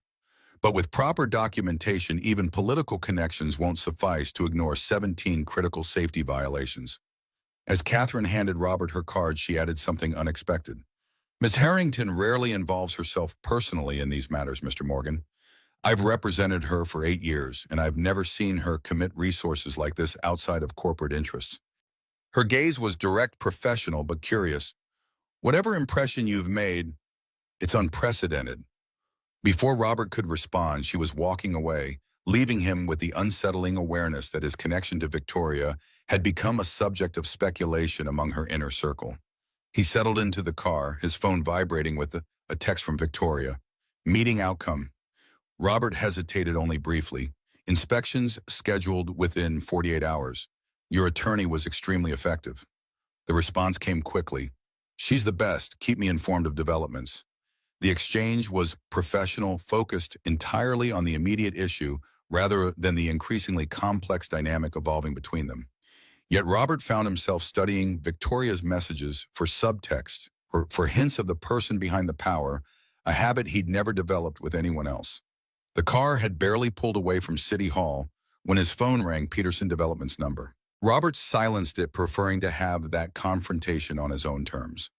The reprieve lasted only until he reached his building where Peterson himself waited in the lobby, fury barely contained behind an expensive suit. "Morgan, my office, now." Peterson's tone left no room for negotiation. Inside the cramped management office, Peterson closed the door with controlled violence. "You went to the city council behind my back." The words emerged with careful restraint, but rage simmered beneath each syllable. "I reported legitimate safety concerns through appropriate channels," Robert replied calmly. "The same concerns I've documented in maintenance reports for months. Those reports were addressed. You were instructed to focus on your assigned duties." "My assigned duties include ensuring this building meets safety codes. The materials you've ordered don't meet those codes. They put lives at risk." Peterson's composure cracked, his voice dropping to a dangerous whisper. "You're fired effective immediately. Clear out your apartment by Friday. And if you think your little crusade will change anything, remember I have connections throughout this industry. One call from me, and you'll be unhireable in Chicago." Robert had anticipated this moment, had prepared mentally since accepting Victoria's help, yet the reality still struck with physical force. Not just unemployment, but homelessness during Chicago's harshest season, with Abby depending on him. "You can fire me," Robert acknowledged, "but the inspection is still happening. The documentation is already submitted. Firing me doesn't erase safety violations." Peterson's smile held no warmth. "Perhaps not, but it makes your life significantly more difficult." He leaned closer. "References matter in this industry, Morgan. How long can a single father survive unemployed? How much stability can you provide your daughter while jobless and homeless?" The threat wasn't subtle, and its implications for Abby's future sent cold fear through Robert's chest. Yet beneath that fear burned something stronger, the certainty that protecting vulnerable residents from dangerous conditions was worth whatever personal cost he might bear. "Threats don't change facts, Mr. Peterson. The inspection will proceed regardless. Get out of my office. Your final check will be mailed minus damages for breach of confidentiality clauses in your contract." Robert left without further argument, understanding that Peterson's retaliation was just beginning. As he climbed the stairs to his apartment, the weight of consequences pressed against his shoulders. He had anticipated being fired, but the threat of being blacklisted throughout the industry carried implications for Abby that twisted his stomach into knots. His instinct was to call Victoria to update her on these developments, yet something held him back. Their arrangement had focused on documenting safety violations, not managing the personal fallout of his whistleblowing. Asking for her intervention yet again felt like crossing a boundary he wasn't certain should be crossed. Instead, Robert called Dave, explaining the situation in measured tones that belied his internal turmoil. "Jesus, Rob, Peterson's not messing around. He's got connections with half the property management companies in the city." "I know, but the safety violations are real. People could pay him if those materials are installed." Dave's sigh carried through the line. "Always the hero. Look, I'll ask around about positions, but finding something before Christmas will be tough. You've got savings to tide you over."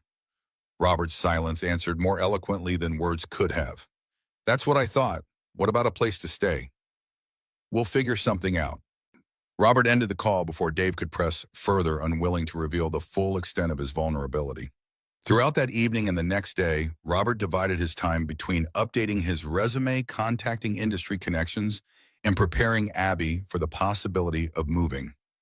He framed it as an adventure rather than a crisis, but her perceptive eyes caught the tension he couldn't fully disguise.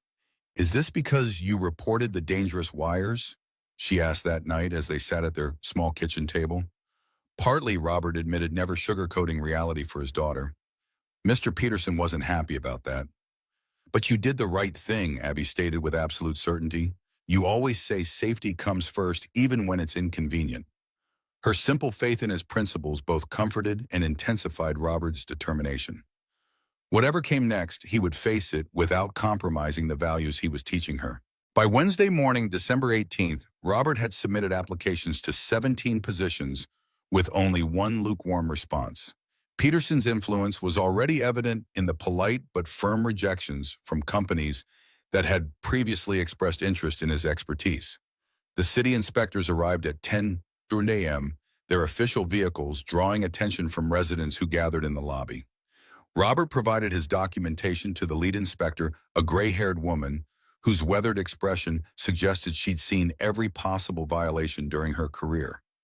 "You compiled all this yourself?" she asked, examining his detailed reports. "Yes, I've maintained this building for 4 years. These issues began when Peterson Development purchased the property." She nodded noncommittally. "We'll conduct a thorough inspection. If violations are found, appropriate citations will be issued." The inspection team dispersed throughout the building, focusing particularly on the electrical systems Robert had flagged.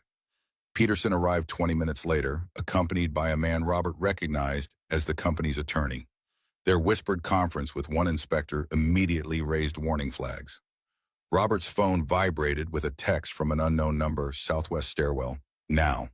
He found the lead inspector waiting there, her expression guarded. "Mr. Morgan, I'll be direct. My team is finding exactly what your documentation indicated: counterfeit components, substandard materials, numerous code violations that create dangerous conditions." Relief flooded through Robert immediately, followed by suspicion about this clandestine conversation. "That's good, isn't it? The violations will be documented and addressed." The inspector's mouth tightened. "Ordinarily, yes. But Peterson's attorney is already suggesting your documentation was fabricated out of retaliation for termination. There's also pressure coming from within the department to minimize findings. The materials are physically present. How can that be disputed? Some violations might be attributed to supplier error rather than deliberate negligence. Others might be classified as minor infractions requiring correction but not preventing renovation." She held his gaze steadily. "You understand what I'm saying?" Robert understood perfectly. The system was already working to dilute his evidence to create plausible deniability for Peterson, while allowing the dangerous renovation to proceed with minimal disruption. "What can be done?" The inspector glanced toward the door. "Independent verification from a recognized authority would make it harder to dismiss these findings. Someone whose reputation can't be easily attacked."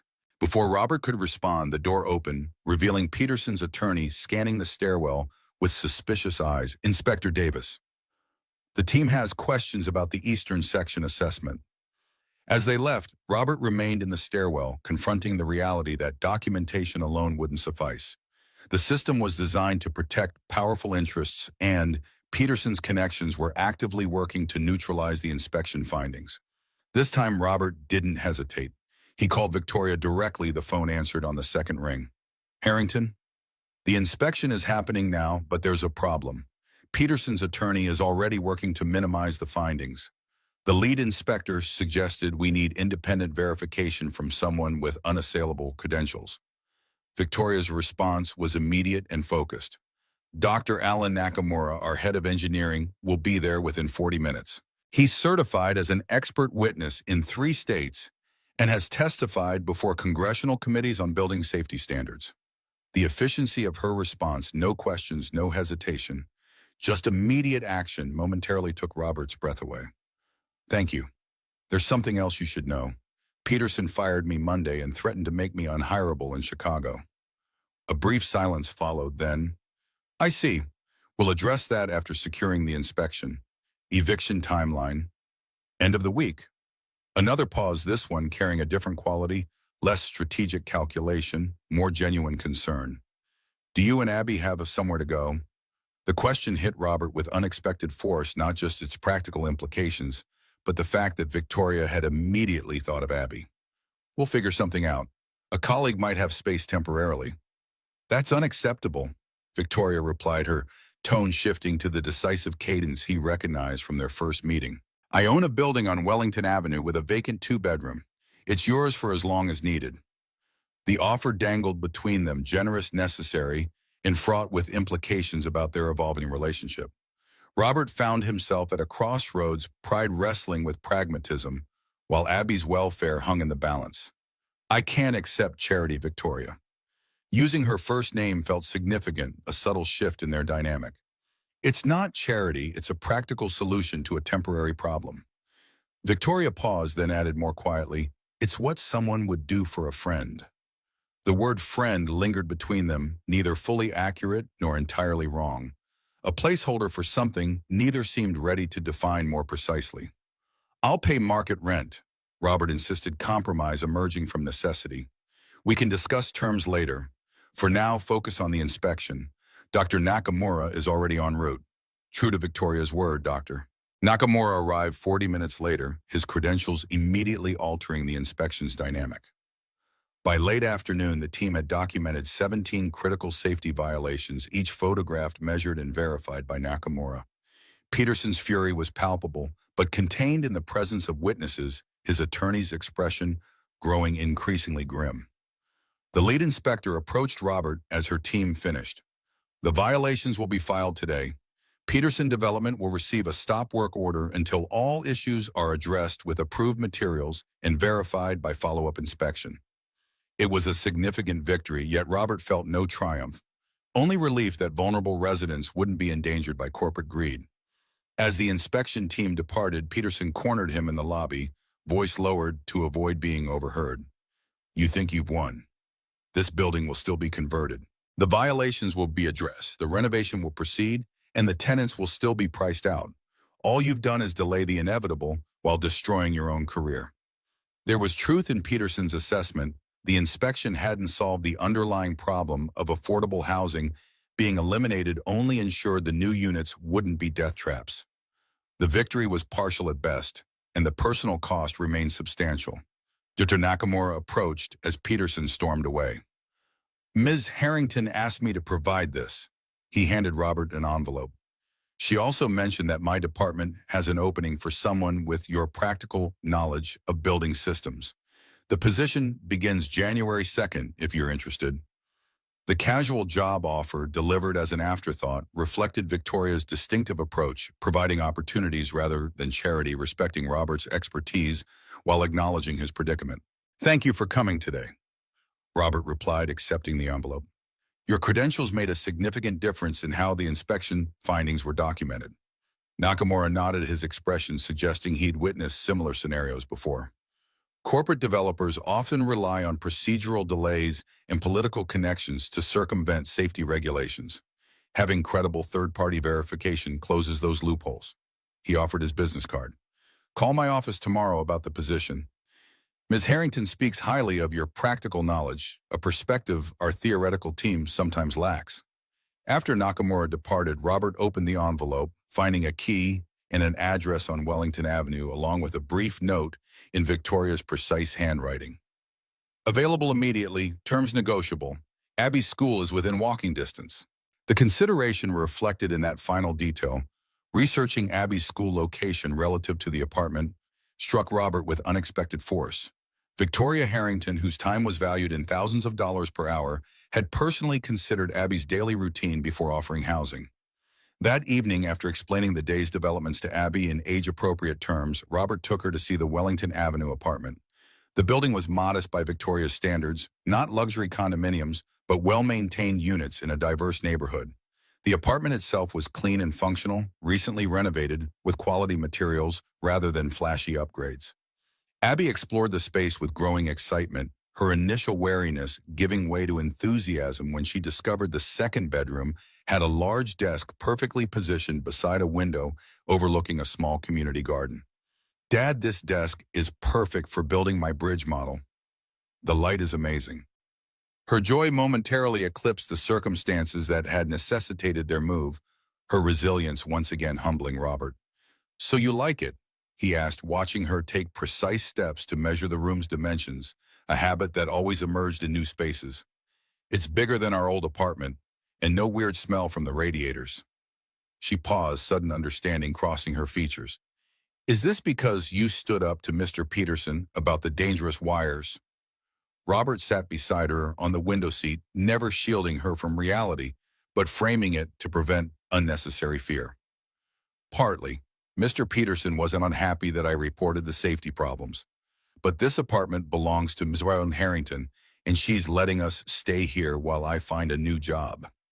Abby considered this with the serious analysis she applied to all problems. Is she doing it because she likes you? The question delivered with 9-year-old directness caught Robert completely off guard. What makes you ask that? The way she looked at you at her laboratory. Like she was trying to figure out a really interesting puzzle. Abby shrugged. Plus, she keeps helping us, and you keep trying not to accept the help. And it's kind of like this movie we watched in social studies about Pride and Prejudice. Robert couldn't help but laugh, the sound surprising them both. I think Ms. Harrington is just being kind, Abs. Sometimes people do nice things without romantic motivations. If you say so. Abby's tone carried exaggerated skepticism that only children can perfect. Can we stay here, though? It's really nice and it's only 12 blocks from school. I counted on the map. Looking at his daughter's hopeful expression, Robert felt the last of his resistance crumbling. They needed this apartment not just physically, but emotionally. The stability it offered would allow Abby to focus on her engineering competition rather than worrying about their living situation. Yes, we can stay. I'll work out the details with Ms. Harrington. Good, Abby nodded decisively, because my bridge model needs a stable environment for and adhesive to cure properly. Later that night, and after settling Abby in her new room, Robert finally called Victoria. Their conversation was brief but significant, Robert insisting on paying fair market rent, Victoria countering with a figure below market, but not insultingly low, both finding compromise in a month-to-month arrangement that preserved Robert's independence while acknowledging the reality of their situation.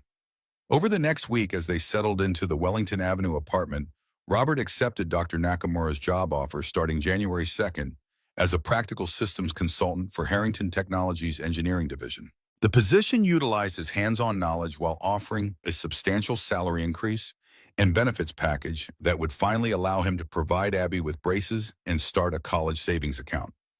Through Victoria's quiet intervention, Mrs. Kaplan's situation had been resolved, a place secured at a senior living community that honored her existing rent through a legacy resident program that Robert suspected had been created specifically for her benefit. The Rodriguez family found affordable housing through a community organization that happened to receive substantial funding from the Harrington Foundation. The transition wasn't seamless, ride still occasionally conflicted with pragmatism, independence with interdependence, but Robert found himself adapting to this new reality with growing comfort. Victoria remained professionally distant during this period, their communication limited to practical matters regarding the apartment and occasional updates about Abby's bridge design. December 21st arrived with Chicago's worst blizzard in decades. Wind howled through city streets, snow accumulated at rates that overwhelmed plowing efforts, and temperatures plummeted to dangerous levels.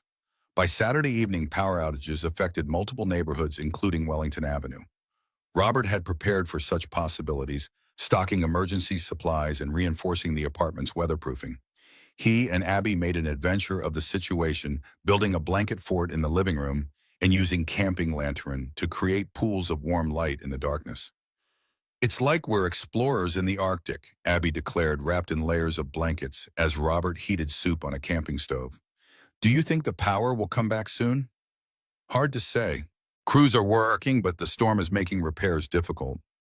Robert checked his phone, finding service increasingly unreliable as cell towers switched to backup power. We're fine, though. Plenty of food, warm blankets, in each other's company. Abby nodded seriously. The most essential resources. A knock at the door interrupted their polar expedition. Robert opened it to find Victoria standing in the hallway, snowflakes melting in her hair, her usual elegant attire replaced by practical winter gear that somehow still managed to look designer quality. The building's backup generator failed, she stated without preamble. The management company can't get a repair crew here until morning due to road conditions. I've brought additional supplies. She held up a bag containing what appeared to be high-end camping equipment. Robert stared at her, momentarily speechless. You drove here, in this blizzard. I have a vehicle equipped for these conditions. Victoria glanced past him, noticing Abby's blanket fort illuminated by lantern light. Something in her expression softened. I see you're already well prepared. Dad always keeps emergency supplies, Abby called from her fort. He says it's better to have things you don't need than need things you don't have. A practical philosophy. Victoria remained in the doorway, seeming suddenly uncertain despite having navigated a blizzard without hesitation. If you're adequately supplied, I won't intrude. The formality in her tone struck Robert as oddly vulnerable. Victoria Harrington, billionaire CEO, accustomed to commanding rooms waiting for permission to enter an apartment she technically owned. Please come in, Robert offered, stepping aside. We have plenty of soup, and Abby was just about to challenge me to a card game she claims I can't win.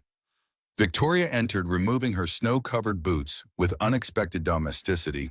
Abby emerged from her fort curiosity, overcoming shyness. Did you really drive through the blizzard just to check on us? I was concerned about the generator failure, Victoria replied, her usual precision softening as she addressed Abby directly. Wellington Avenue is an older building. The heating systems aren't as reliable as they should be during extended power outages.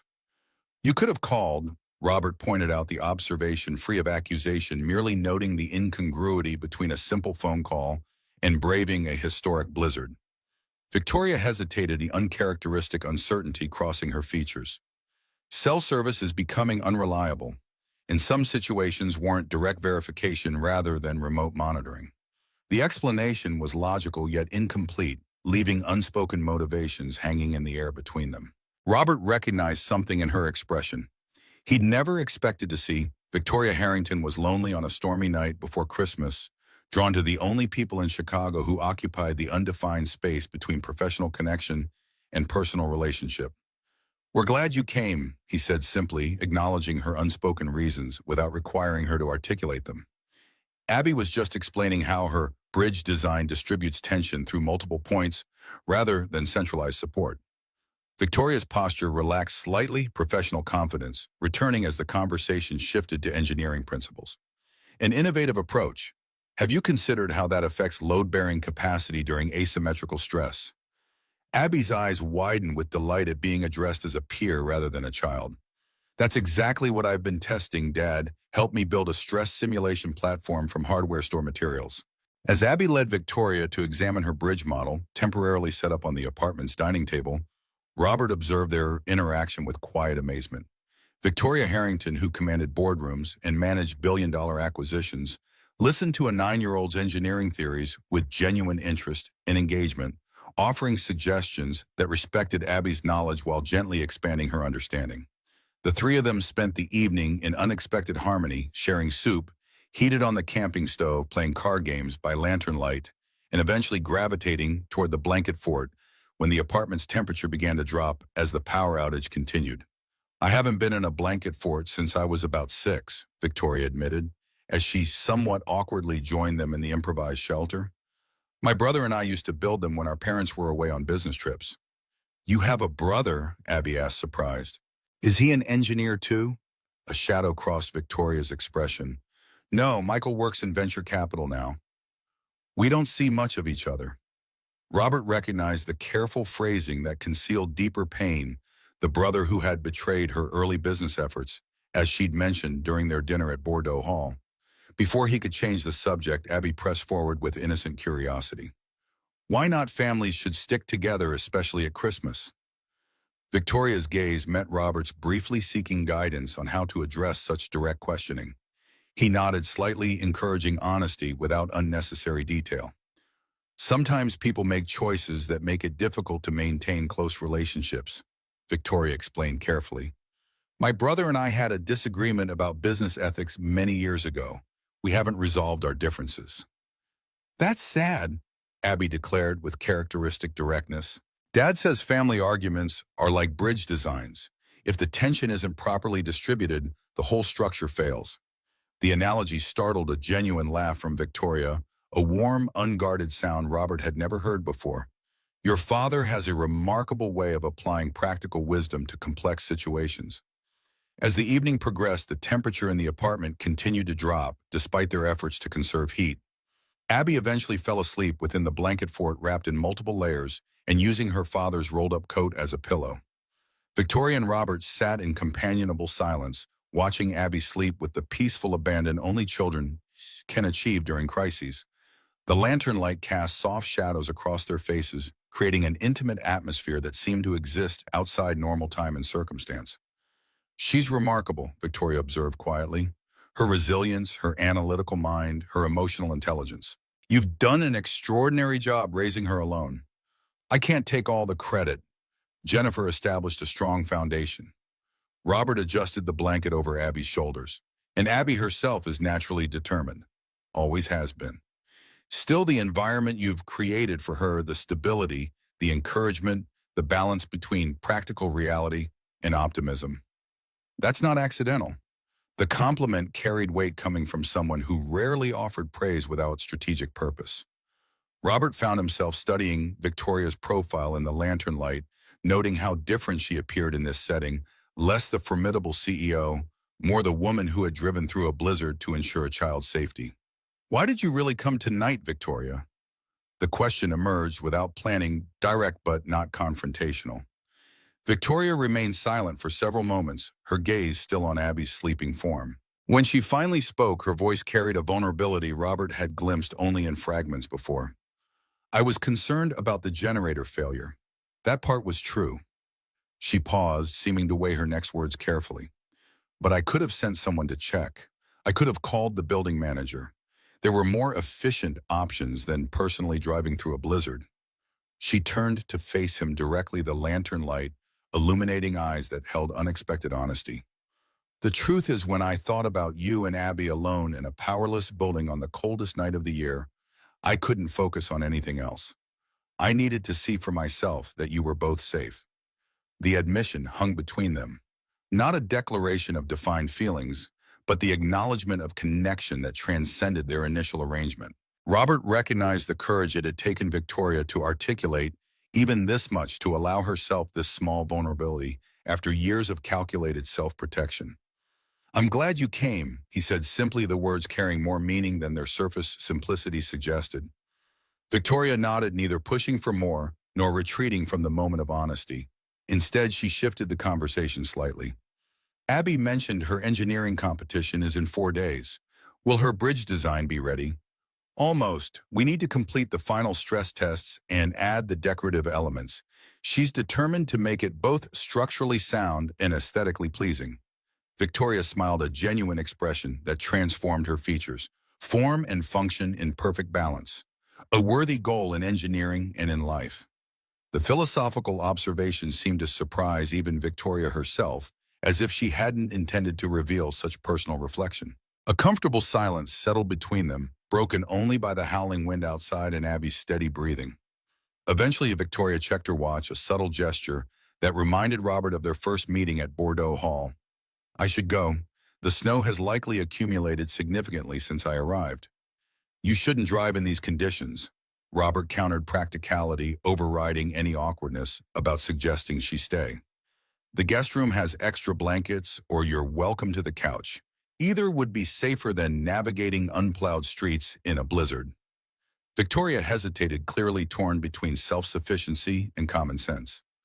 I wouldn't want to impose. It's not an imposition to keep a friend safe during a historic storm. Robert's use of friend was deliberate, echoing her earlier categorization of their relationship while acknowledging its evolution. Victoria's expression shifted subtly at the words, something unreadable passing through her eyes. After a moment, she nodded. Thank you. The couch will be fine. Robert gathered additional blankets while Victoria sent several messages on her phone, presumably rearranging whatever Sunday morning obligations awaited Chicago's most powerful CEO. The domesticity of preparing sleeping arrangements in the lantern light carried a strange intimacy, as if the blizzard had temporarily suspended the normal rules governing their complicated dynamic. I haven't had an actual sleepover since college, Victoria remarked with unexpected lightness as she accepted the blankets. Though I suspect your couch is more comfortable than the dormitory floor was back then. The glimpse into her past, Victoria Harrington participating in normal collegiate experiences, rather than emerging fully formed as a corporate titan, reminded Robert of the human being beneath the power and influence that typically defined her. If Abby wakes up and finds you still here in the morning, be prepared for relentless questioning, he warned with a smile. She's been developing theories about our relationship that would make Jane Austen proud. Victoria's eyebrow arched with amused curiosity. Oh, and what conclusions has your daughter drawn? That you're helping us because you like me, not just out of general kindness.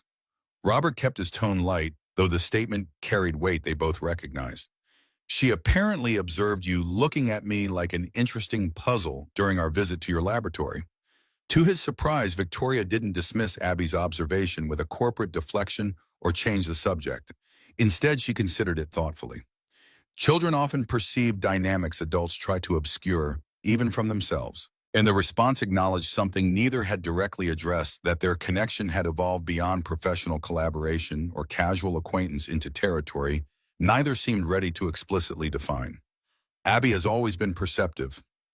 Robert agreed, allowing the conversation to rest in that ambiguous space rather than forcing clarity neither was prepared to articulate. Morning arrived with blindingly bright sunlight, reflecting off pristine snow. Power remained out, but the apartment had retained enough heat to remain comfortable with layers of clothing and blankets.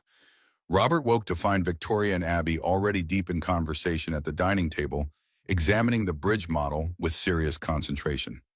Dad Ms. Harrington figured out why the center section keeps failing under asymmetrical load. Abby's excitement suggested she'd been awake for some time. We need to adjust the tension distribution through the secondary supports. Victoria looked up, her usual perfect appearance slightly softened by sleep and the absence of makeup. Something about seeing her this way engaged with Abby's project in morning light. Wearing yesterday's clothes, her corporate armor temporarily set aside, struck Robert with unexpected force. Your daughter has a remarkable intuitive understanding of structural engineering principles. Victoria noted, her tone carrying genuine respect rather than adult condescension. She just needed a different perspective on the load distribution problem. The scene before him, his daughter and Victoria Harrington collaborating on a bridge design in a powerless apartment during a historic blizzard, seemed surreal yet somehow right, as if disparate elements of his life had aligned in ways he could never have anticipated. Dad, can Ms. Harrington come to my competition on Wednesday? Abby asked the question carrying both hope and uncertainty.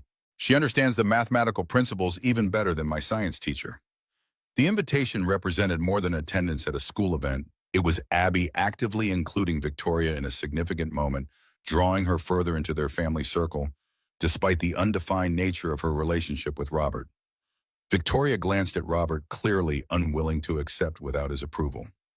I wouldn't want to intrude on your family event. Before Robert could respond, Abby interjected with the straightforward logic of childhood. But you're already kind of like family now. You gave us a place to live, you helped fix my bridge design, and you had a sleepover during the blizzard. The declaration hung in the air, neither adult immediately capable of addressing its implications. Victoria's expression revealed rare uncertainty, while Robert found himself considering how quickly Victoria had indeed become an important presence in their lives. If your schedule permits, we'd be happy to have you there. Robert finally offered the invitation genuine, despite its careful phrasing. Victoria's professional mask briefly reasserted itself as she checked her phone, a gesture that seemed almost habitual rather than necessary. I have a board meeting that morning, but I could certainly attend the afternoon competition session. The acceptance, delivered with characteristic precision yet underlying warmth, sealed something unspoken between them. An acknowledgement that whatever was developing here deserved exploration rather than avoidance. Power returned to Wellington Avenue shortly before noon, civilization reasserting itself through humming appliances and functioning heat. Victoria departed once road conditions improved, her SUV's specialized tires handling the snow-covered streets with the same efficiency she applied to all challenges. The days before Abby's competition passed quickly, Robert dividing his time between settling into their new apartment, preparing for his January start date at Harrington Technologies, and helping Abby perfect her bridge model. Victoria remained involved from a distance, sending occasional suggestions via text, and once having specialized materials delivered when Abby encountered an unexpected structural problem.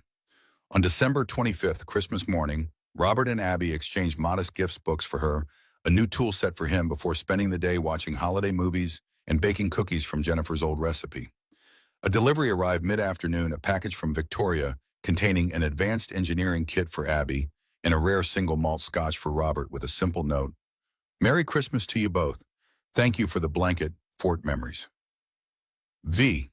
The gesture was perfectly calibrated, thoughtful, without being extravagant, personal, without being presumptuous.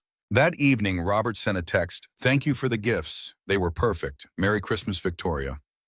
Her response came quickly, "You are both welcome. Enjoy the holiday." The exchange was brief, almost formal, yet carried an undercurrent of growing connection that neither seemed ready to articulate more directly. December 26th brought a return to preparation for Abby's competition. The bridge model was finally complete, a marvel of engineering principles applied through a child's innovative perspective, strengthened by Victoria's insights about tension distribution. As they carefully packed it for transport, Abby's nervous excitement was palpable. What if it doesn't hold the test weight? What if I forget my presentation? Her usual confidence momentarily wavered beneath competition pressure. Then you'll have learned something valuable for next time. Robert replied the answer he knew Jennifer would have given. The goal isn't perfection, Abs. It's progress. The morning of December 27th arrived with clear skies and temperatures slightly above freezing, a welcome respite from Chicago's winter fury. Robert and Abby reached the Museum of Science and Industry by 11:00 a.m., securing their assigned station and carefully setting up the bridge model that represented countless hours of collaborative effort. Robert noticed his daughter's nervous energy, checking and rechecking measurements, adjusting display elements, rehearsing her presentation under her breath. "Remember what Mom used to say before your piano recitals?" he asked quietly, helping her arrange the project documentation. Abby smiled, the memory clearly comforting. "Butterflies mean you care enough to be nervous. Just make sure they're flying in formation." "Exactly. Your bridge is amazing, Abs. No matter what happens today, I'm incredibly proud of you." The competition opened to the public at noon, judges circulating among projects while families and spectators explored the exhibits. Robert maintained a reassuring presence nearby as Abby explained her design to the first round of judges, her initial nervousness giving way to confident enthusiasm as she demonstrated the innovative tension distribution system. Victoria arrived at precisely 2:15 p.m. directly from her board meeting, still wearing a tailored suit that marked her as distinctly different from the casual weekend attire of other attendees. Her entrance drew attention, several parents whispering recognition as she moved purposefully through the exhibition hall. She reached their station during a break between judging rounds, her expression warming as she took in Abby's professional display and confident posture. "This looks impressive. How has the judging gone so far?" Abby launched into a detailed analysis of the judges' questions and her responses as technical terminology flowing easily as she explained structural principles that would challenge many adults. Victoria listened attentively, offering a suggestion for the final judging round that Abby immediately incorporated into her presentation strategy. Robert observed their interaction with quiet amazement, his daughter and Victoria Harrington discussing engineering concepts as peers, despite the 33-year age difference between them. Something about witnessing this connection, Victoria's brilliant mind engaging with Abby's developing intellect, without condescension or simplification, affected Robert more deeply than he'd anticipated. The final judging round began at 3:30 with each finalist given 5 minutes to present their project to the complete panel. Abby's turn came third, her voice steady as she explained how her bridge design distributed tension through multiple points rather than centralized support, allowing for greater stability during asymmetrical stress conditions. When a judge asked about real-world applications, Abby confidently referenced the Millau Viaduct in France and the Akashi Kaikyo Bridge in Japan, demonstrating knowledge that clearly exceeded the panel's expectations for a fourth grader. Her final demonstration, applying progressive weight to different sections of the model to show its resilience, drew appreciative nods from the engineering professors on the panel. As Abby returned to their station after her presentation, both Robert and Victoria offered quiet congratulations, their shared pride creating a moment of unexpected unity. The award ceremony wouldn't occur for another hour, leaving time for them to explore other exhibits together. Walking through the museum's extensive exhibits, Robert found himself watching Victoria's interactions with Abby. The respectful attention she gave to a child's observations, the way she expanded concepts without oversimplifying, her genuine engagement with Abby's perspective rather than merely humoring her. Each interaction revealed dimensions of Victoria that contradicted her public reputation for coldness and detachment. When the announcement came for participants to return for the awards ceremony, Victoria hesitated suddenly, appearing uncertain of her place in this family moment. Perhaps I should give you both space for this part. It's really a parent-child occasion. Before Robert could respond, Abby grasped Victoria's hand with the unself-conscious directness of childhood. But you helped design the tension distribution system. You're part of our team now. The simple declaration seemed to affect Victoria deeply, her usual composure momentarily wavering as she allowed herself to be led back toward the competition area. Robert followed, struck by the image before him, his brilliant daughter holding the hand of one of America's most powerful CEOs, both of them connected by shared passion for engineering and the bridges they had begun to build between their disparate worlds. The award ceremony began with recognition of all participants, followed by honorable mentions and third place.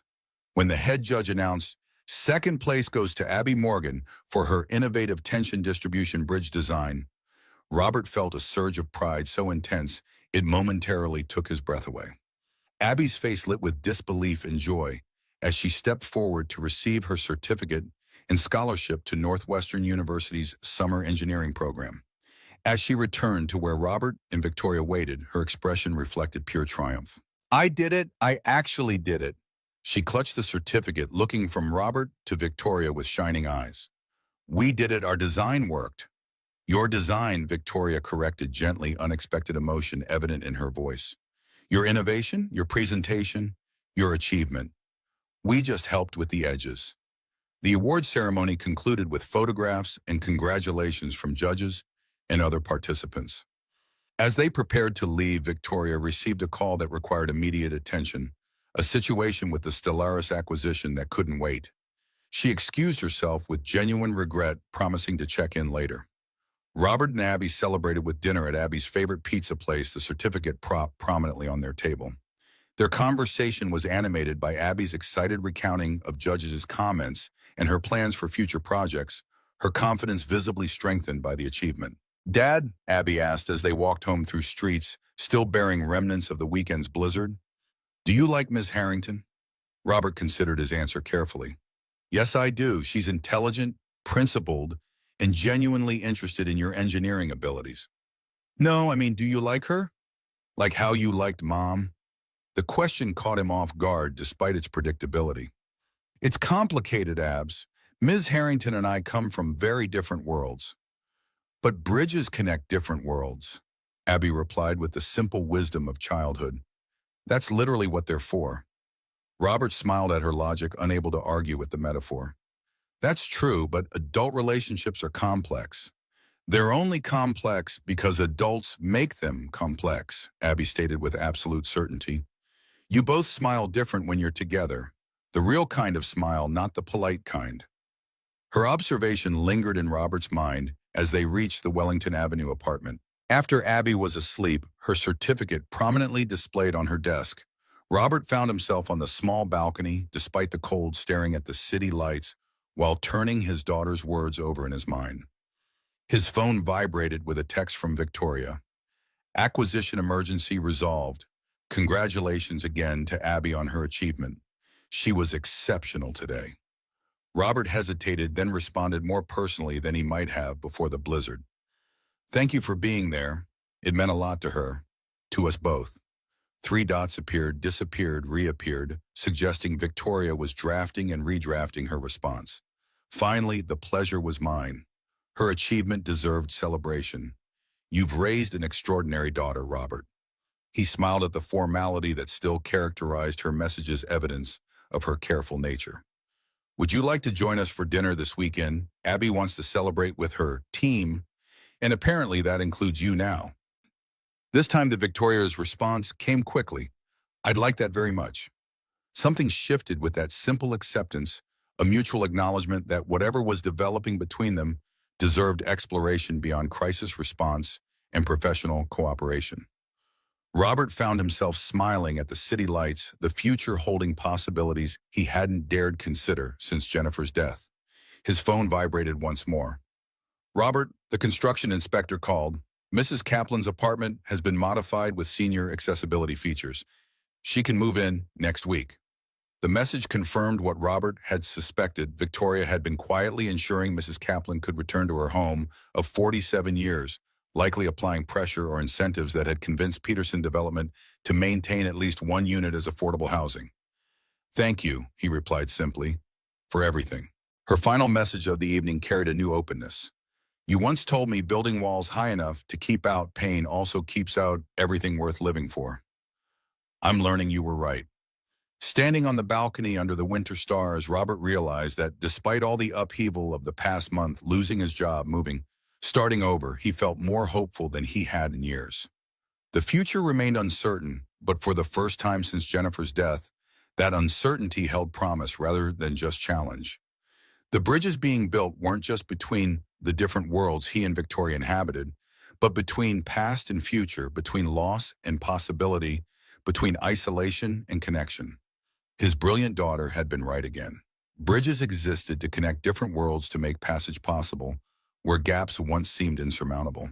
As 2024 approached, Robert Morgan found himself standing at the beginning of a path he hadn't expected. A path illuminated not just by Victoria Harrington's considerable resources, but by the genuine connection developing between three people from vastly different circumstances who had somehow found common ground in mutual respect, shared values, and the bridges they were learning to build together.